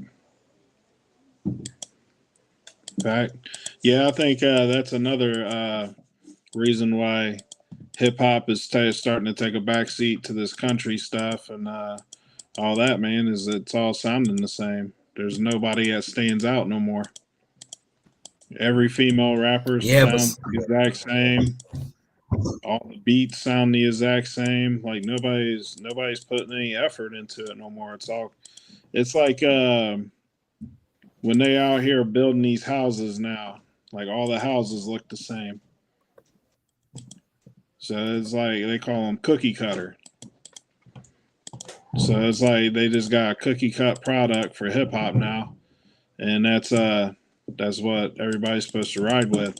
Like back in the day, you had the Outcasts that would come out that was different. You had it was a lot of down south acts, but they all came out and they was different. But see, that's the problem that we're having today, man. We're just not having many artists want to do that. Yeah, nobody wants to be different no more, and that what each their own. You know what I mean? But at the end of the day, you want to be the first you, not the 10,000th Lil Bootsy or 10,000th Truth. You know what I mean? You don't want to be the X number of that guy. You want to be the first you. You want to be the first person to stand out because people they get tired of a certain style of things and they want something fresh. And that's something like the Outcasts of the world would give you. They came different on every single album. You know, they didn't sound like the Outcasts on the first album on the second one. They didn't sound like the Outcasts on the second one on the third one. You know what I mean? So they gave people something to listen to, and you know, everybody gravitates towards one of the albums that they like, and that's something that we're definitely lacking in music right now. And I think, you know, from everything I'm reading, like labels are not trying to sign rappers right now because of that. Everything sounds the same. Yeah, man. I mean that's the crazy thing, bro. But at the same time, like what we're talking about today, Mm-hmm. that's what encourages me. So because see, I look at that as a marketer and as a manager. Mm-hmm. I look at that as an opportunity. You know what I'm It saying? definitely Because is an opportunity. If you're willing to put in the work, there's an opportunity there for you. yep, that's the thing I'm looking at, man. Like right now, I'm going hard on looking for the next artist that's gonna listen to me because, like I said, man, see, a lot of artists don't want to spend their money, man, and they don't understand. Like a lot of times when I go to these label meetings Mm-hmm. and I sit in these meetings with these artists who done paid to get their music listened to, Mm-hmm. you got to understand. I do that mainly. Hey, number one, so I can find out where the artist is at that I'm taking, right? This is what I'm Right. paid to do. I'm paying me to represent them, taking them, giving them my undivided attention, giving them my full feedback on what they Mm-hmm. should be doing, the good, the bad, the ugly of the project, all of that. Then we go there with the label. The label's doing the same shit. Now, this is how I look at it, though. What I've Mm-hmm. learned for that label, like I used it for truth, right? What I learned when I do that is I use that as my barometer. Mm-hmm. Like, because these are other marketing people that got marketing professionals around them. So it's like I want to know what Virgin Records is doing. I might not sign with them, but I don't want to know what they're doing, and I want them to be my friends. It's networking. I want to Right. know what Atlantic Records is doing. I might not sign with them. I want to know what they're doing, and that's why I can sit here as a marketing manager and know everything Truth isn't doing right now on this Sunday that he might not even be thinking about because it ain't. You know what I'm saying? So it's like Right. I know everything that we should be doing. It's Sunday. You know what Mm-hmm. I'm saying? We just dropped the album Friday. Okay, Mm-hmm. bam. Starting tomorrow, come Friday, that'll be the 1 week out. What are we gonna do? I just hit the marketing team, just responded to the marketing team, getting ready to get an update about the Spotify campaign. So now the whole goal is what can we do this week to make them numbers go up? Walt Keys, what's goody? What's goody with it? What can we make go up? That's the whole point of having somebody in your corner that knows this business because yeah, they're putting a squeeze, but there's such great opportunity for good music right now. And that's really what I'm looking for. I'm looking for great music. I'm really Mm-hmm. looking for good music to be like, okay, bam. The hardest part of it is you normally get good music with artists who won't listen. Or you Yeah. get artists who will listen that ain't got good music. Yeah, that's a big problem. You know what I'm saying? Yeah, no, that's a real big problem because they know they got good music, and they just, you know, you see one Instagram video or one TikTok video, you think you're an expert in something. Yeah, and it's like I don't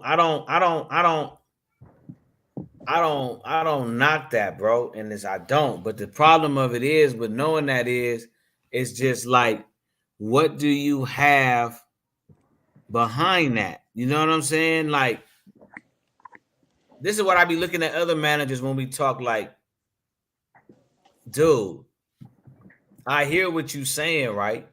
Mm-hmm. But help me understand what's the end goal. Because if the end goal is not getting a record deal, then what's the end goal? Okay, the end goal is you want to be independent. Mm-hmm. But do you want to make some money?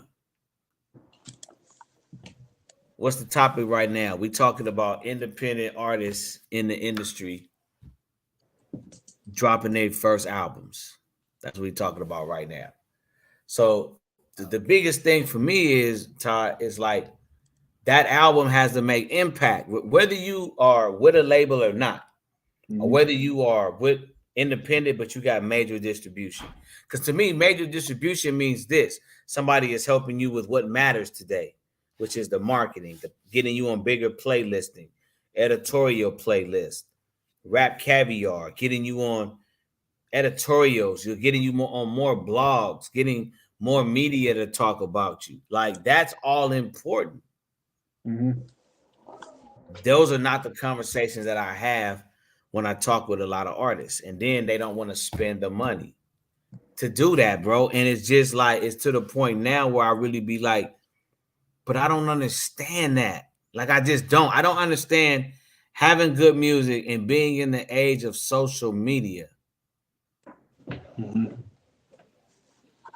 It's like, Yeah, damn, it's, man, there's so much money in this game to make, bro. you know, it comes a lot of it has to do with something Biz was talking about too, where you know a lot of these artists want you to wipe their ass and do everything for them.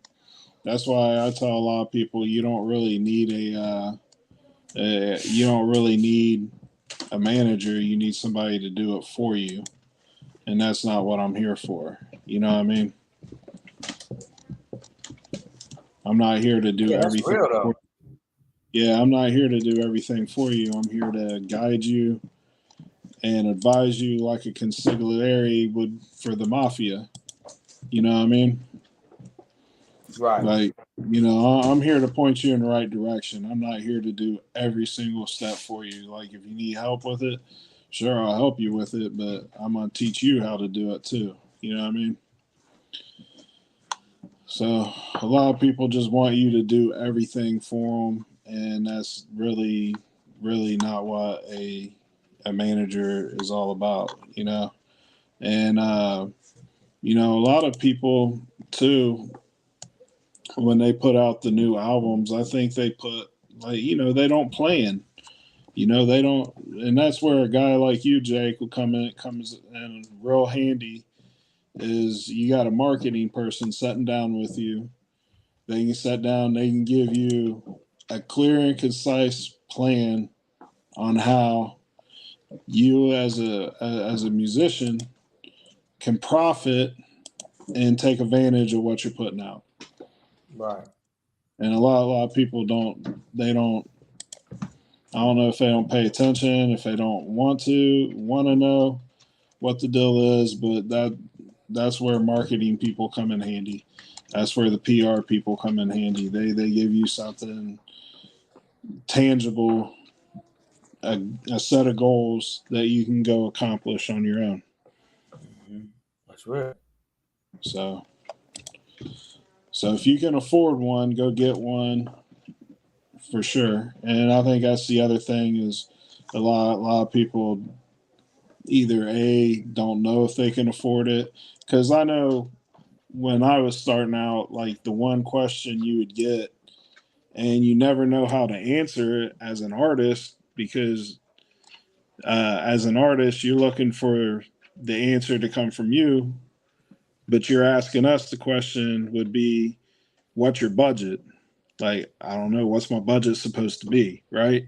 So a lot of times that throws an artist off. Like, man, if he's already asking me how much money I got, man, I might be over my head in this. Whereas I think if on our end, if we had like you know, some sort of set like you did with Truth, it's going to cost you 200 bands.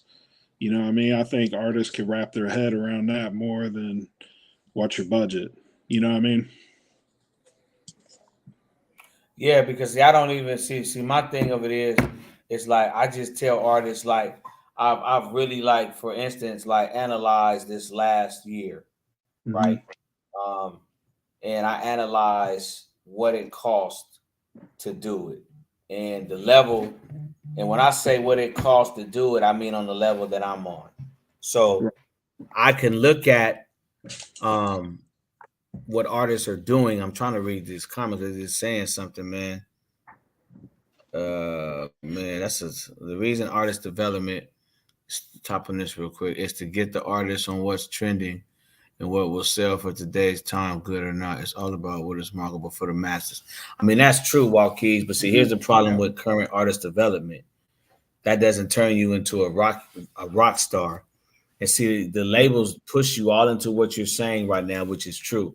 But what I try to tell artists is, you're not going to be a Chuck D doing that. And when I say this, man, it's like artist development for me is helping you in the studio build a classic record. And if you because to me, this is where it all starts. I'm never gonna go away from what Barry Gordy taught us. You know, Barry Gordy was always about the music industry is about a good song, a good show, and a good marketing plan.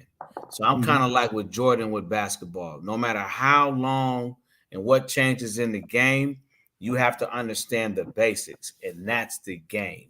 So even though today the business is about what's trending, right?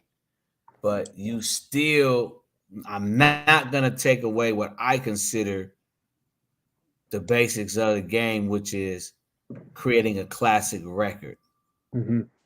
Like, if you are a fan of Truths, you'll like P's and Q's. Like, you guys have heard me around name some of Biz's songs. Got classics. I'm gonna be a Biz fan in my 60s, my 70s. Those are classics to me. You know what I'm saying? So it's like artists can't get so caught up into what's trending because once it stops trending, how you gonna make money? Right. See, that's what the label is banking off of, right? I don't get caught up in that because I know that's part of the business. But I'm telling artists from a standpoint of artist development, create some classic records, man. Create records that your fans will love. Connect with your fans. So the bottom line of it is you gotta have the classics first, man. That's just what I've seen. I see a lot of artists because you gotta go with what's trending. I was telling somebody just how the music industry has changed just from 2019 and now. When I used to be submitting clients for red carpets, all the major ones here in LA, everybody wanted two things. They wanted your website, your client's website, and your client's Instagram. The last going on 2 years, February make 2 years. The only thing going on is they're asking for your Instagram. I haven't not once been asked for a website for any of my clients. Right. You see what I'm saying? So it's like I know it. I'm gonna stick with that part, right? The trending part, but I'm still gonna tell my artists that I work with, you need to first come to me with some classics. I want a classic record. I want a classic beat. What pen is clicking? I don't know what he's talking about. He said clicking your pen sounds like you're nervous. I don't know what that is. But that's the biggest thing, man. You know what I'm saying? That first album should have classics on it. Because I'm still about the fans. That's why I like being an independent, you know what I'm saying, marketing manager. You know what I'm saying? But at the same time, I like that big label money, though. I ain't gonna lie to you. But Walt Keys is right. I mean, but I just don't want artists to get stuck in that trending part because I got a lot of artists out here that's doing a whole lot of trending shit and they ain't signed. Well, yeah, what's trending right now is that country rap. Can everybody sing? Do you want to try that? You know what I mean? Like what's trending isn't always right for the artist. You know what I mean? I would say be true to who you are, be original, and definitely don't follow the trend. Be something a little different than the trend, and I think you'll get more ears that way. You know what I mean? Unless you're, I always tell guys this: it's the same in tech and with stocks, anything you do in life. If you're not ahead of the wave or getting on the wave right when it started, you're too late. You know what I mean? So that's Yeah, all that's a true statement. That's a crazy statement. It's like you too late to the party, basically. You know what I mean? You're just like Bitcoin. You know, if you didn't get in Bitcoin, 4 or 5 years ago, you got into it now, you lost money. Right. It's the same thing with music. What's trending now isn't going to be trending in a year. You know what I mean? 2 years down the road. So don't get set on what's trendy. set on you, so that way you don't trend yourself out. Yeah, man, it's crazy, man, because that is so true, man. That's why the next level of the game, that's what I'm looking for right now. You know what I'm saying? I'm really looking on like, okay, what can we move into that's next, man? That's why I'm saying this rollout situation is deep to me because it's so fresh and new. And I'm like, okay, look, this is what we can win right now on. And it looks like now this next year with all these shows coming up, festival opportunities coming up, it's like more and more doors are opening. So it's kind of like, man, it's an exciting situation to just look at getting some real good artist music and moving that music to the next level, bro. It's just that's the hardest part. It's just dealing with artists who's gonna see it through, man. That's just the hardest thing that I guess is all about putting out there the value and trying to show artists the way, because everybody just wants to drop music, man. But I think artists are getting more and more into, from what I see, man. I mean, I still see a lot of stuff that I be like, oh, that's garbage. But I mean, I see a lot of growth with artists. You know, I don't just see it in one way. I see it in both ways. I see the good, I see the bad, but I see a lot of good. So I try to stay encouraged by that, because like sometimes I'll just be playing like random new music on Spotify, like just create a station or radio, whatever, and just play shit. And man, bro, you'd be surprised at garbage that comes out, bro. Oh man. Or if you listen to your artists and some of the artists that come on with that. Yeah, man. You know what I'm saying, listening to my artists, man, it's crazy, man. Yeah, because I've listened to Truth quite a bit, and what does that say? Country rapping. Said the youngsters is listening to the mumble rap and the auto tune song. Yeah, that's what's trending. Yeah, I mean that's trending a lot on the rap game. That goes with what Todd is saying. Shit, Right. that's why, you know what I'm saying? It's declining. People are starting to talk about it, complain about it. Right. You know what I'm So saying? a lot of people are getting tired of that. It may be trending, but I don't see that as being like a sustainable trend. You know what mumble rap reminds me of a lot of is when you was probably like, let's say 11, 12, and you were rapping a song you shouldn't be rapping in the back seat, so you kind of mumble it so your parents can't hear what you're saying. Yeah, that's mumble rap. That's all that is they're just saying it. Because I've listened to so many of those guys a cappella to where I'm like, man, that sounded like me when I was 12 trying to rap 2 Live Crew and my parents not know what the hell I was talking about. And then they just turned that right into a song. Man, I had 2 youngsters come in the studio like last year, bro. And it was like my engineer worked damn near 2 hours to get that auto tune mumble rap together, bro. Like, if that's all you coming to the table with, like you got some other stuff and you just want to do that to have some fun, that's one thing.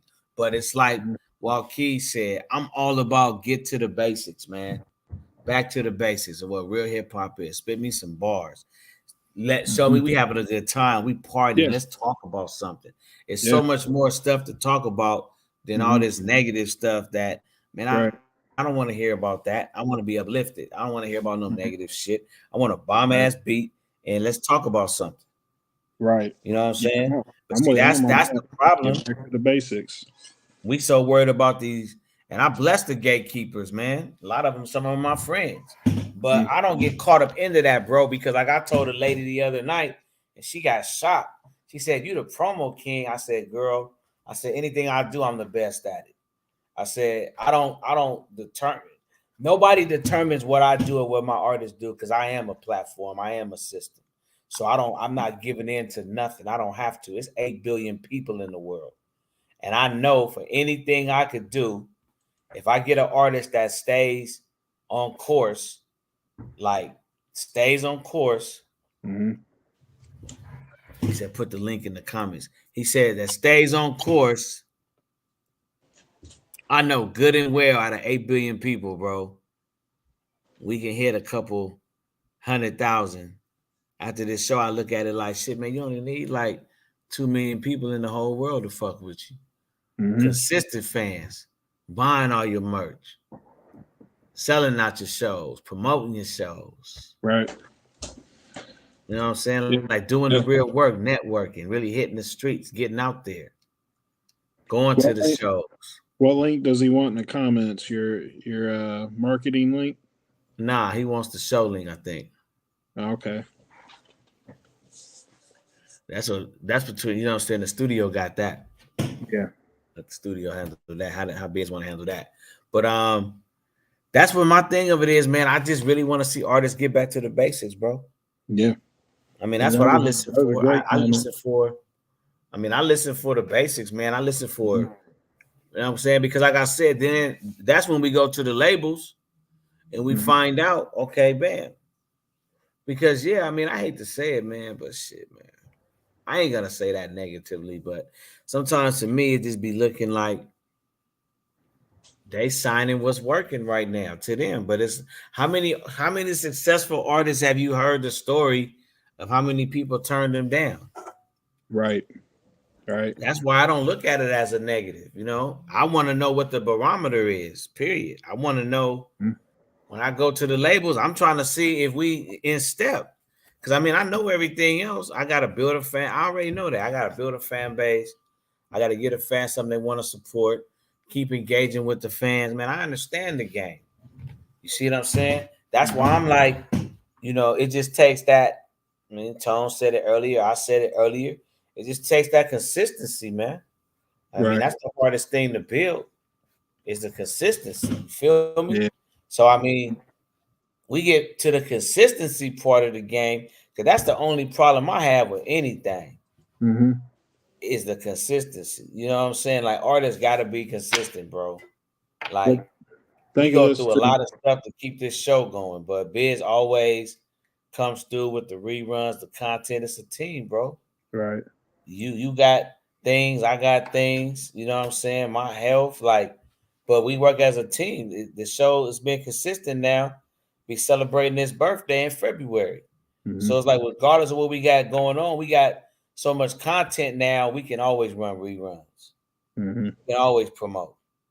We can always do things for the show. You know what I'm saying? But we had to put in that work. Like I told somebody, I think we had 20 episodes, 19 or 20, but we had to put in work to get that. That didn't just happen. We had to put in work. We've been doing this shit almost a year. Right. You know what I mean? So consistency, put in that work. You know, now Biz got to do his thing. Another team member step up. Tone in the studio. If I got to learn it and step up and Tone got to do some shit, I'll do it. Somebody going to do it. Biz going to find somebody to do it because it's consistent. See, a lot of us, man, that's the biggest thing we lack is consistency. We just be consistent with a lot of things that don't happen tomorrow. And that's one thing I told Truth the other day, bro. It's like, that's one thing I'm proud of. Like, you done spend some bread. You keep going every month. You don't stop. It's going to happen for you, bro, because you're consistent. You ain't stopping. And like somebody asked me the other day, too, about marketing. I say, man, forget about your budget. Sit down. When you do your math, you know what your job bring in. You know what you bring in. You know what your hustle bring in. Save $20 a day. Put some money aside. How much disposable can you put on yourself? Okay, you got $300 to start. Okay, let's figure out what we can do at $300. Let's be consistent. But you're not going to get anywhere in this game, bro, not being consistent with something. You got to be consistent. You got to start winning at something. You know? We keep doing this podcast. The next thing we're going to have is we're going to have a sponsor. They're going to be paying promotions. Then we're going to start getting checks because the show's being promoted in this group. It's consistency, though. You got to keep building, keep growing. We're always in the back office working on this show. Same thing artists should be doing. You got to get a team. If you don't have a team, you got to beat a team until you get a team. But you can't get frustrated. You can't give up. You know what I'm saying? You can't take no long-ass sabbaticals. We all need a break. Like I tell artists, when you take 3 years off, could you do that in football? Could you just take 3 years off? If you had a basketball contract, could you take this 3 years off? You got to think of yourself like an athlete. Like, how many years of life do you have in your career? So you got to think about, it's all about what you want to do. Yeah, I was literally just talking about that with an artist recently about, man, you can't, them days of taking 2 years off between a album is done. Like, ain't nobody waiting around for you no more unless you got a name that's, out there, like the Drakes of the world, the Jay-Z's of the world, that have the fan base already established. But, to a regular listener that you may have piqued their interest, once or twice while they were listening on Spotify radio, and your song may have came on after one of their people's song, or one of them big name acts they may throw you on radio with, if you've hit the algorithm right.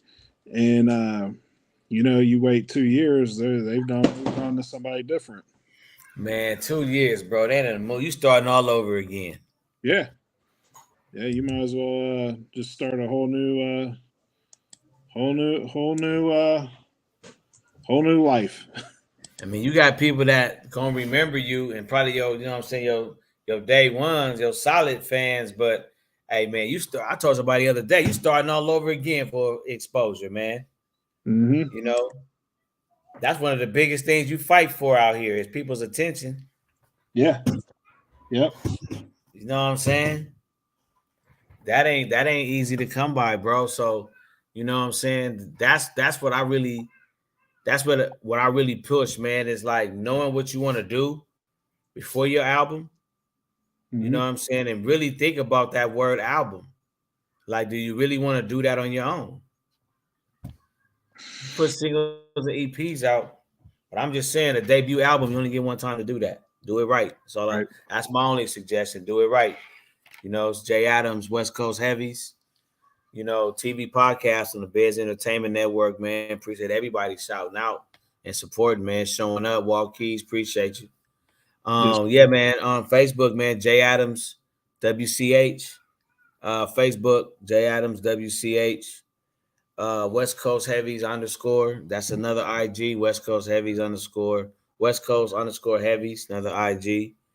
Man, we out here, man. We just working, man. Yeah. I think we got a guest in. Okay. Hello. Coming to the stage. Still on mute. What's good with you, man? What's good with it, man? How you doing? How you living? Oh man, I'm living great. How y'all doing? Oh fantastic, man, straight, man. Hey, so what brings you in man, today, man? You made me feel like an old man right there. Fantastic, sir. I felt like an old man right there. Like, hold on. Man, that was good. It was a good one. No, I'm just messing with you. But what's up with it? No, but I'm listening to y'all and everything, and just like in the comments, saying how we were speaking about the artists and everything. Yeah, and them putting out their first albums, and I know you said that was the topic and everything, and just from what I was commenting from, that's just what I'm speaking on. Like, what nobody understands is this industry is not what it used to be. It's different. It's not about how good you are anymore. It's not about how good you are anymore. It's about how marketable are you. You know what I'm saying? If you're not marketable, I don't care how good you are. Like, well, me personally, I don't care how marketable how good you are, but the industry does not care how good you are. It's about marketing. If we cannot make millions off of you, we don't want you. That's how the industry look at you. Me, I'm a musician. Like, when I say musician, I don't mean musician as in, I rap, anything like that. I mean musician as in I do live music. I play real instruments. I do real music. Okay. You know what I'm saying? So, Okay. but the way the industry looks at everything now it's marketing because how this generation looks at everything, they don't look at everything like how we looked at it. You know what I'm saying? I don't know how old you guys are or whatever, but I'm 41. So I'm up there. You know, this generation sees things a lot different than what it was when I was growing up. We have real music. Our parents didn't agree with a lot of music that we had, but it was still real music. And Mm-hmm. it was all about what was happening in our inner cities or you know what I'm saying or something that had meaning. Now they just rap about anything. We had studio rappers back then, but now we have is nothing but studio rappers. And But you know but see, that's the problem. But then, like in the marketing world, we call that an opportunity because when everybody is going in one direction, you have a lot of bandwidth to go in another direction and make a shitload of money if you can figure out a way to get your shit in there and do stuff like the uh, business of the world, Sean 2 Miles of the world. Um, those are some of the recent guys that I feel like are following like the Nipsey Hussle model. Like Sean 2 Miles is taking his production success and built him a nice label. Did a Sean too, dope that's my song for the, guy. That's you my know, guy. I love Sean too. yeah. But So but but when I look at dudes like that, man, they're taking the industry and they're doing what I like Truth is coming up now doing it. It's like these guys got their own fan bases, you know what I mean? And true, it's like when yeah, you do yeah, they that, do. you can build off of that. Yeah, you, You you, know, you if you're can, smart, you'll but build off because of it. because how this industry works, it makes it difficult if you do not have a name for yourself already. You know, what I'm saying? Like okay, for example, you said you do management. You didn't did you know what I'm saying? And you've been doing management for years, right? Yeah. Or If we're not telling these as management, if we're not telling these artists, you know, what I'm saying? It doesn't matter how good you are. If you're not meeting the criterias to what the industry is looking for, you're not gonna make it. I know so many artists that could kill anybody in the right game. mm-hmm. Literally, I know some that was signed to Interscope.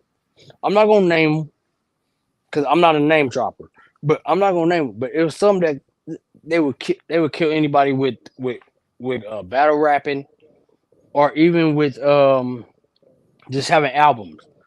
But because it wasn't trending and the generation that was listening to certain type of music and what was trending, it wasn't matching up, they shelved them. Now, as a manager in this industry, you know what being shelved is. Mm-hmm. They were shelved. They were shelved because they wasn't marketable. If you're not marketable, you could be the trashiest rapper in the world. If we don't allow these, if we don't allow and inform these artists about being marketable, then we're failing them. They have to know exactly how it works. Cause it's not always about your talent no more. Years ago when we was growing up, yes, it was your talent, your flow, however you do it, that mattered. But now that don't matter. None of that matters. You know what trumps all that? Hard No, work. go Hard ahead. work trumps all Go that. ahead. Hard work trumps No, all that. So if you're doing all the things you're supposed to be doing, like staying on top of your social media, outperforming, doing stuff like that, you won't have to sign to a record deal. I don't know the people that you know.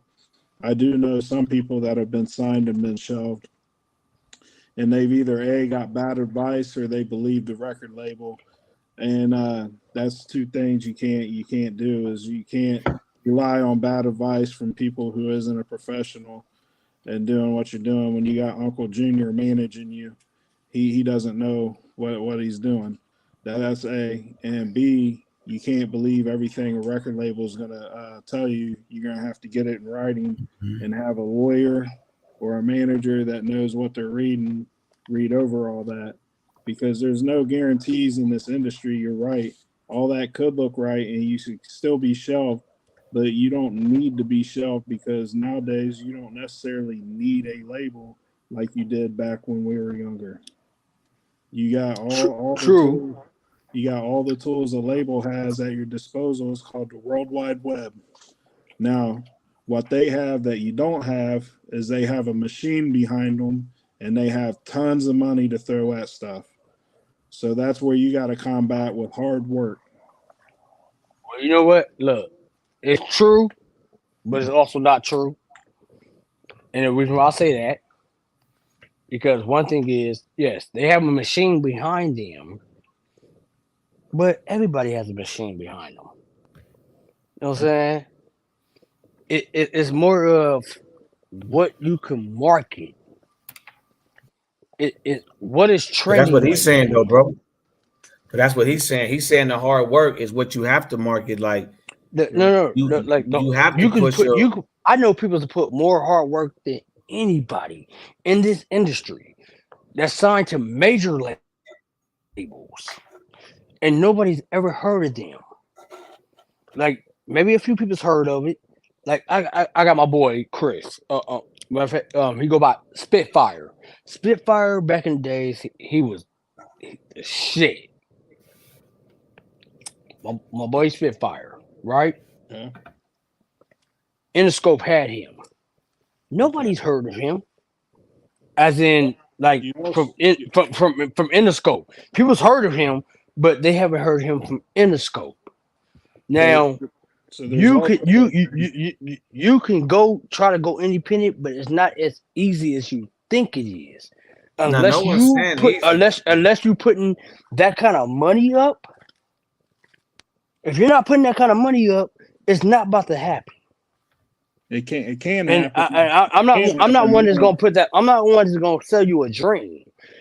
And when you come to management, fuck putting a dream up. Okay, I'm not about to sell you a dream. Fuck a dream. If you want to sell somebody a dream, you can sell them that dream. But if you get them the real and get them that blueprint, they can work towards it. So Now, are you know you what I'm saying? saying that independent artists can't? So you saying an independent artist without a major label can't make a living wage? Because everybody's not going to be a multi-millionaire. Certain ones. But as far as you can make a living wage in this business without even being a major artist, bro. Correct. I know Okay. I have artists right now that make $100. I don't have artists that make anywhere from $80,000 to $100,000 a year, and you never heard of them. That's a living wage. I mean, so I hear what you're saying, but there's multiple ways to make money in this industry. Everybody's not going to sign a major label deal with Atlantic Records tomorrow.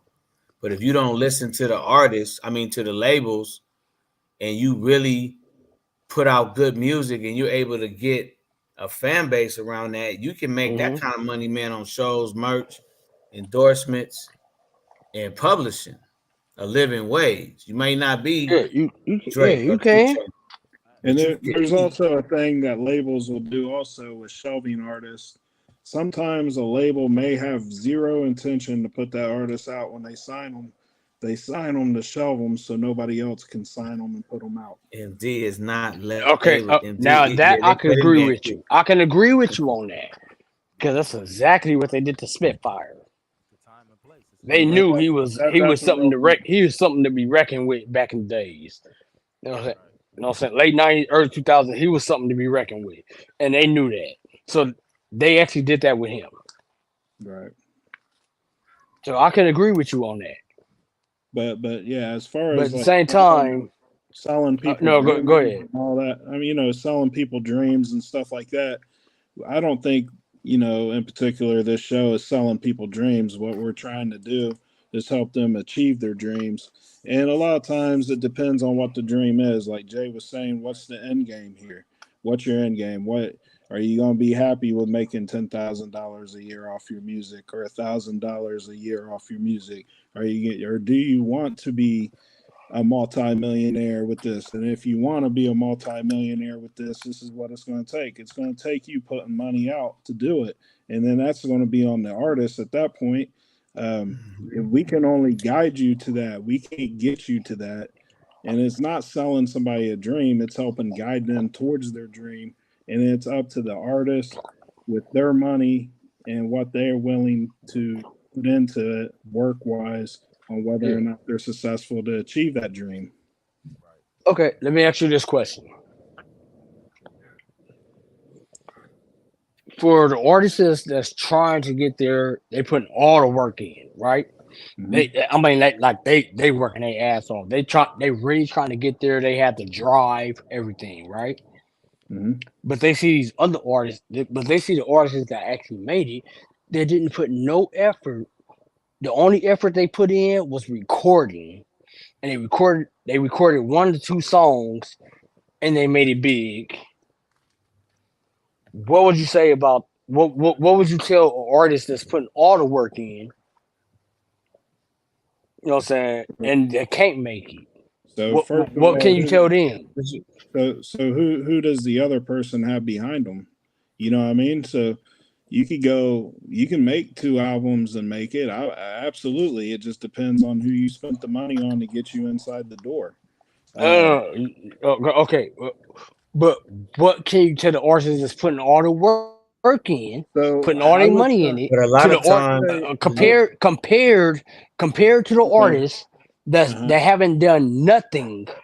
So I All would he but, did but how was do you? recorded But a song, I'm and confused on that. because it was trending, the label wanted to pick him up, and then he made all this money. He made thousands or millions, whatever, and he just But you made know all there this, is a and certain he didn't do thing no called the work. lottery, What right? can You you know that. tell? What can you tell I just an told you, bro. artist that's really Listen, putting all the it's something work in? called it's something called the lottery. We do know that, right? The lottery does exist.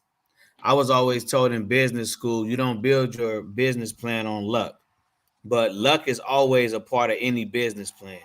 But luck is not how you sustain your business. So you can't tell an artist anything except that's the only aspect you can give off of that. There are certain things that have gotten in on trending, but every artist that puts in the time and the work, it's just like every basketball player that puts in the time and the work ain't gonna make it to the NBA.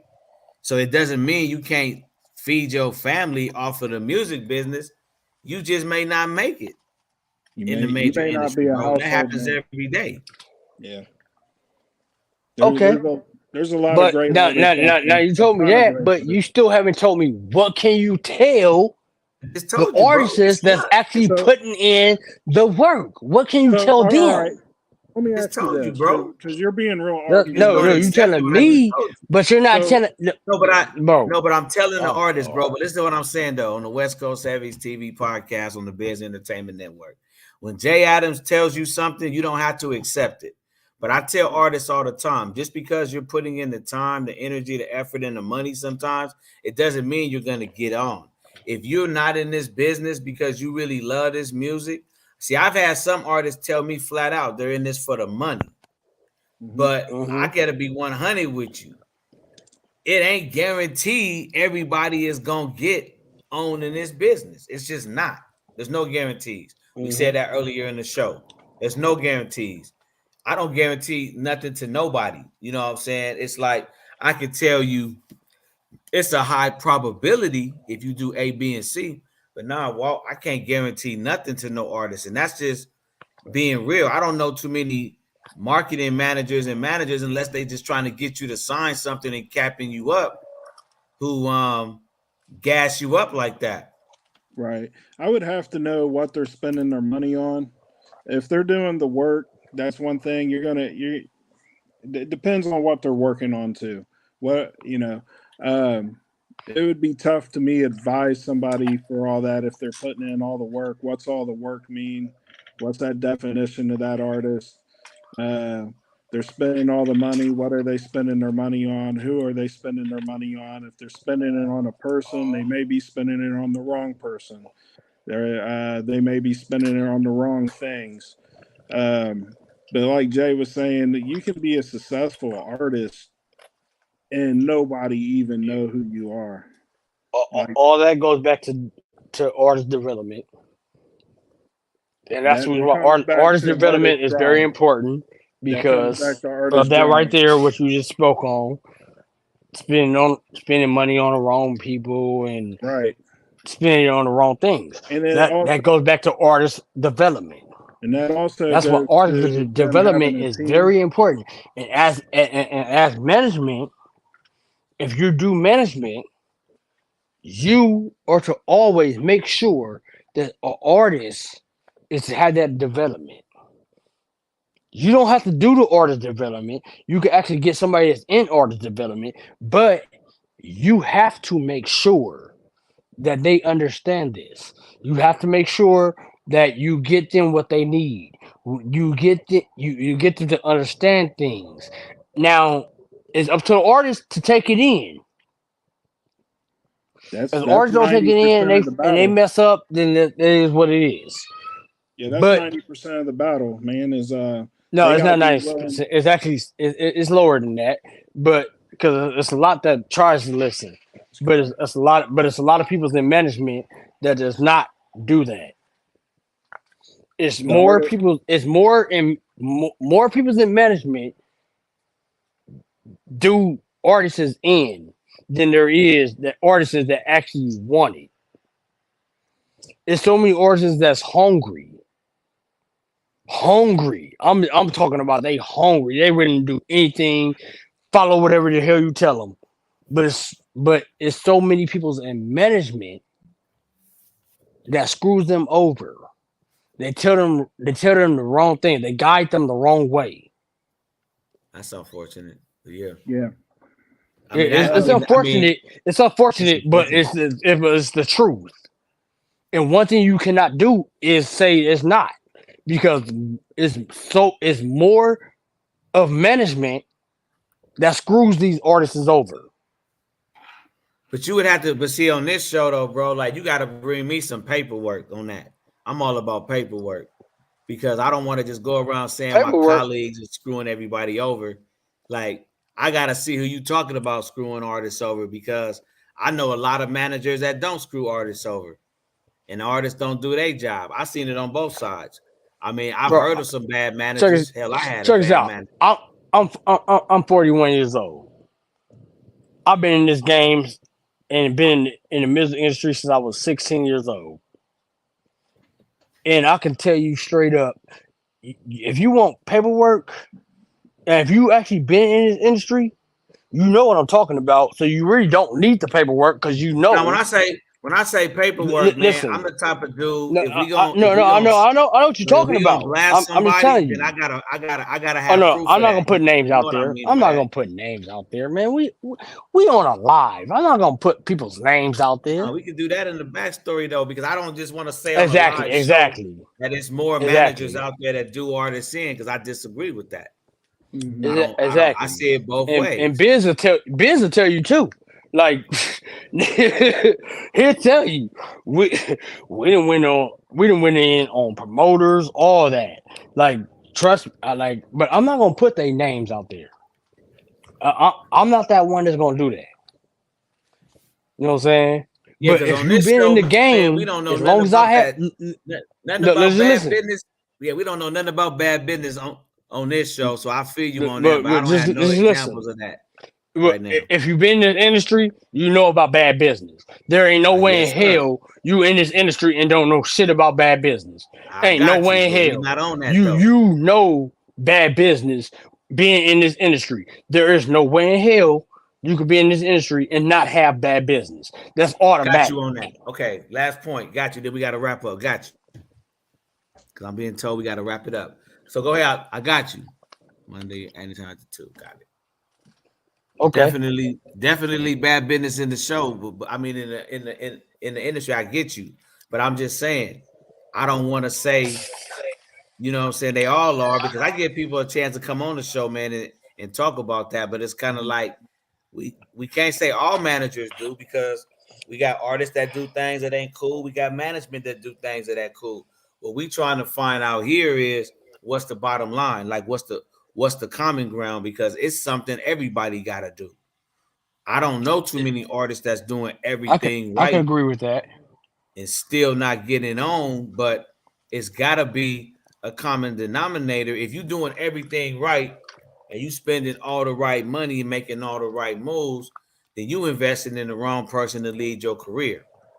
And Yeah, because I that's true. don't know how that goes, homie. I just seen hard work, dedication, and consistency get you to the bag. I mean, Well, the me bag being is many things in the music me business. being in the business as long as I've been in this industry for over 20 years. Right. Biz will tell you, and I don't name drop, but Biz can tell you, and you know what I'm saying, off the show, whatever, what I did.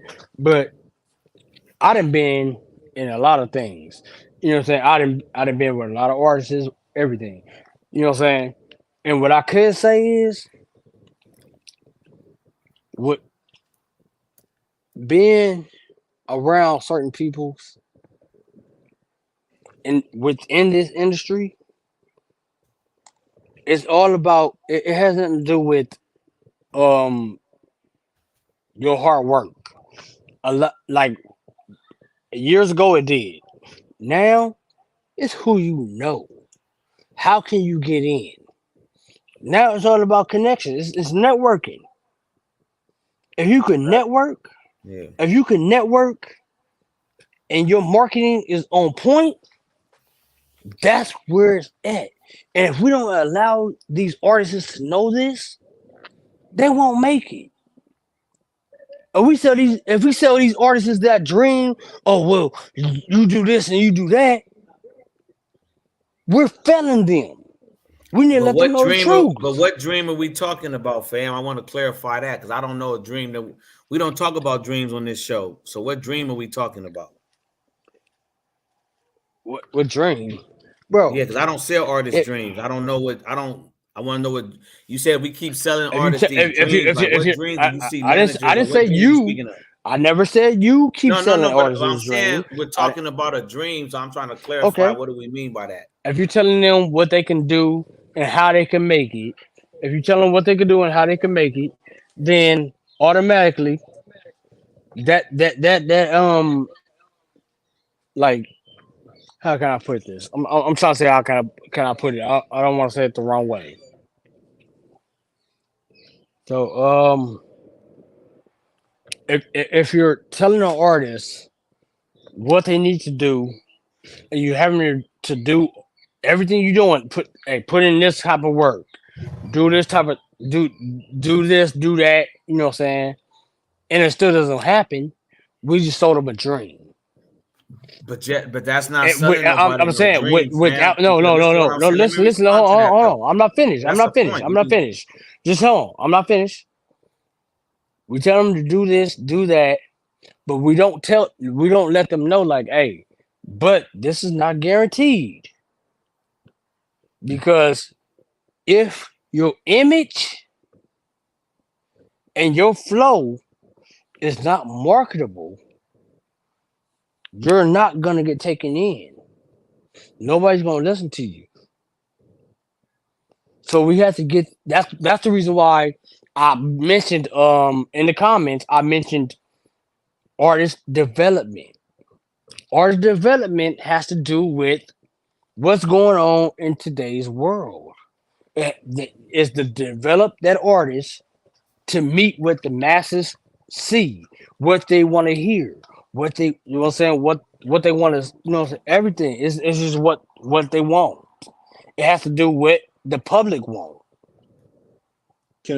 You Can can have I the best song you can have the best song, the best flow in the fucking world. And you can have it where nobody would even care to listen to it. You can have one person listen to it and nobody would care. Can I leave you with something on that note with something that was told to me a long time ago by a label head? Is the people don't know what they want to listen to till we tell them what to listen to. So I get my moral of that story is you can be whatever type of artist you think you need to present, but it's up to the label to make people want to care about you and want to listen to your music. Because that's You the can do marketing we're everything. talking about, Todd. That's the Yeah. that. I mean, the big thing of it is, right, if you don't have a machine behind you, I mean, the bottom line, we talk about artist development a lot on this show. So if you listen in to West Coast Heavies TV podcast, we talk about a lot of artist development on the Biz Entertainment Network. And one of the main things is the image. Of course, that all comes down to the marketing, hiring the right PR. But see, here's the bottom line. Even without a label, I wreck my reputation on it. For artists to listen, and even if they ain't got the budget, the big budget to make it happen, for artists to listen, man, I could show artists how to do everything we talking about right now because I've been doing it for 26 years. The only thing you do for every situation is you learn more. And I've learned enough now of what I could say on this show. We don't have none of the problems that we're talking about right now in the last hour because my team, we put all of our years of experience together. So when we promote, it's like when we writing a record, that part gonna be right. Why? Because we got producers that understand everything Walt Keys is saying. We got producers that understand all the flow. We got producers that get all of that. Now we got PR that's gonna listen to that. Because you're right, a lot of times in that creative stage, artists ain't thinking about that. They ain't thinking about their image. They ain't thinking about their flow. I said earlier in the show, I done had people come in the studio and they freestyling everything with auto tune. Took me all night to get that shit right with my engineers.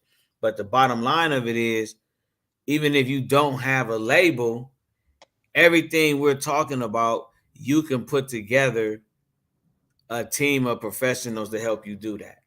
You could Google what does it take to run a record label.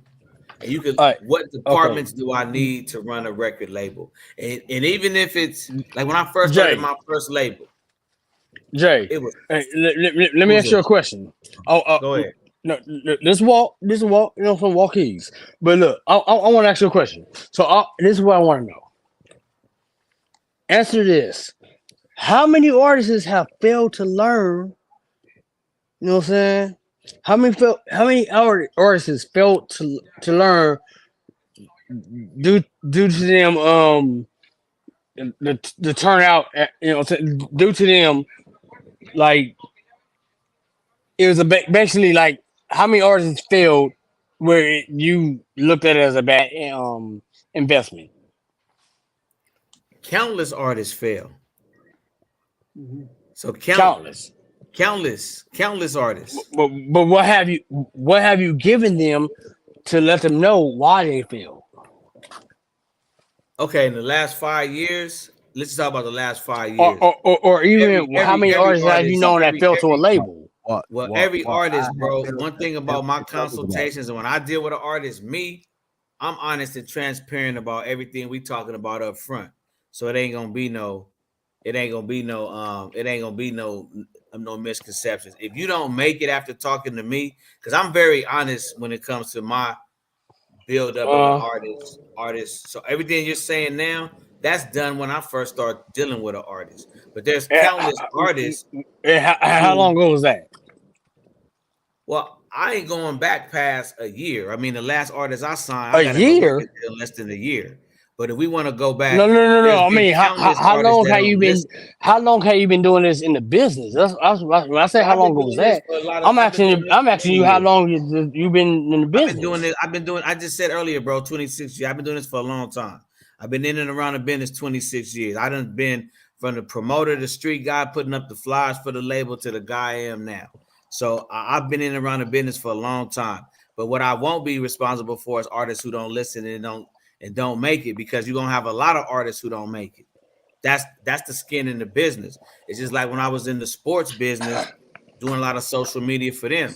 It's more guys that think they should make it out of damn, the I can biggest agree thing we with got in that. LA, and I don't forgot. But there's so many guys So, out here that feel they should make it to the pros and they don't make it, bro. like, I mean, so would you the say AAU, is all the kids I work 90%? with in the Would AAU, you it's the same thing as the music would you business. say is 90% that won't make it I won't give that you no would deal percentile with? right now because I don't know. I would How, say to bro, make it to bro? the You can't majors. What's say your you definition of don't making it? know. No, wait. Nah, because Look, I'm not gonna give no number I've been right in this now that I industry. may be held I've to, been but I in this may say industry it's since I was 80%. look. I've been in this industry since I was 16 years old. So I'm gonna say this: you can't say you can't give a percentage. Like a percentage is not it's not necessarily accurate, but you're giving a percentage. You know what I'm saying? You're not saying, oh well, I had 100 artists and 80% of 80 of those artists didn't make it. You know what I'm saying? You're not saying that. What you're doing is you're just giving a percentage. 90, you know what I'm saying? So would you say 90% of artists or even 85% of artists don't make it, no matter what you show them? What's that in the back? I'm gonna go, man. You about right. I'm gonna say 80 to 90% of them don't. Okay. I think that was the wrap it up music, Jay. Yeah, I think Tone is gonna wrap it up. So, man, listen, man, this is a good show, man. Hopefully, we can continue this. This got good. Unfortunately, it got good in the last hour and not in the first hour. But man, hopefully, man, we can get Walt Keys back on here, man, and we can continue this. This is West Coast Heavies TV podcast on Busy Entertainment Network, man. And we'll tap into y'all next week. All right, peace. So I think.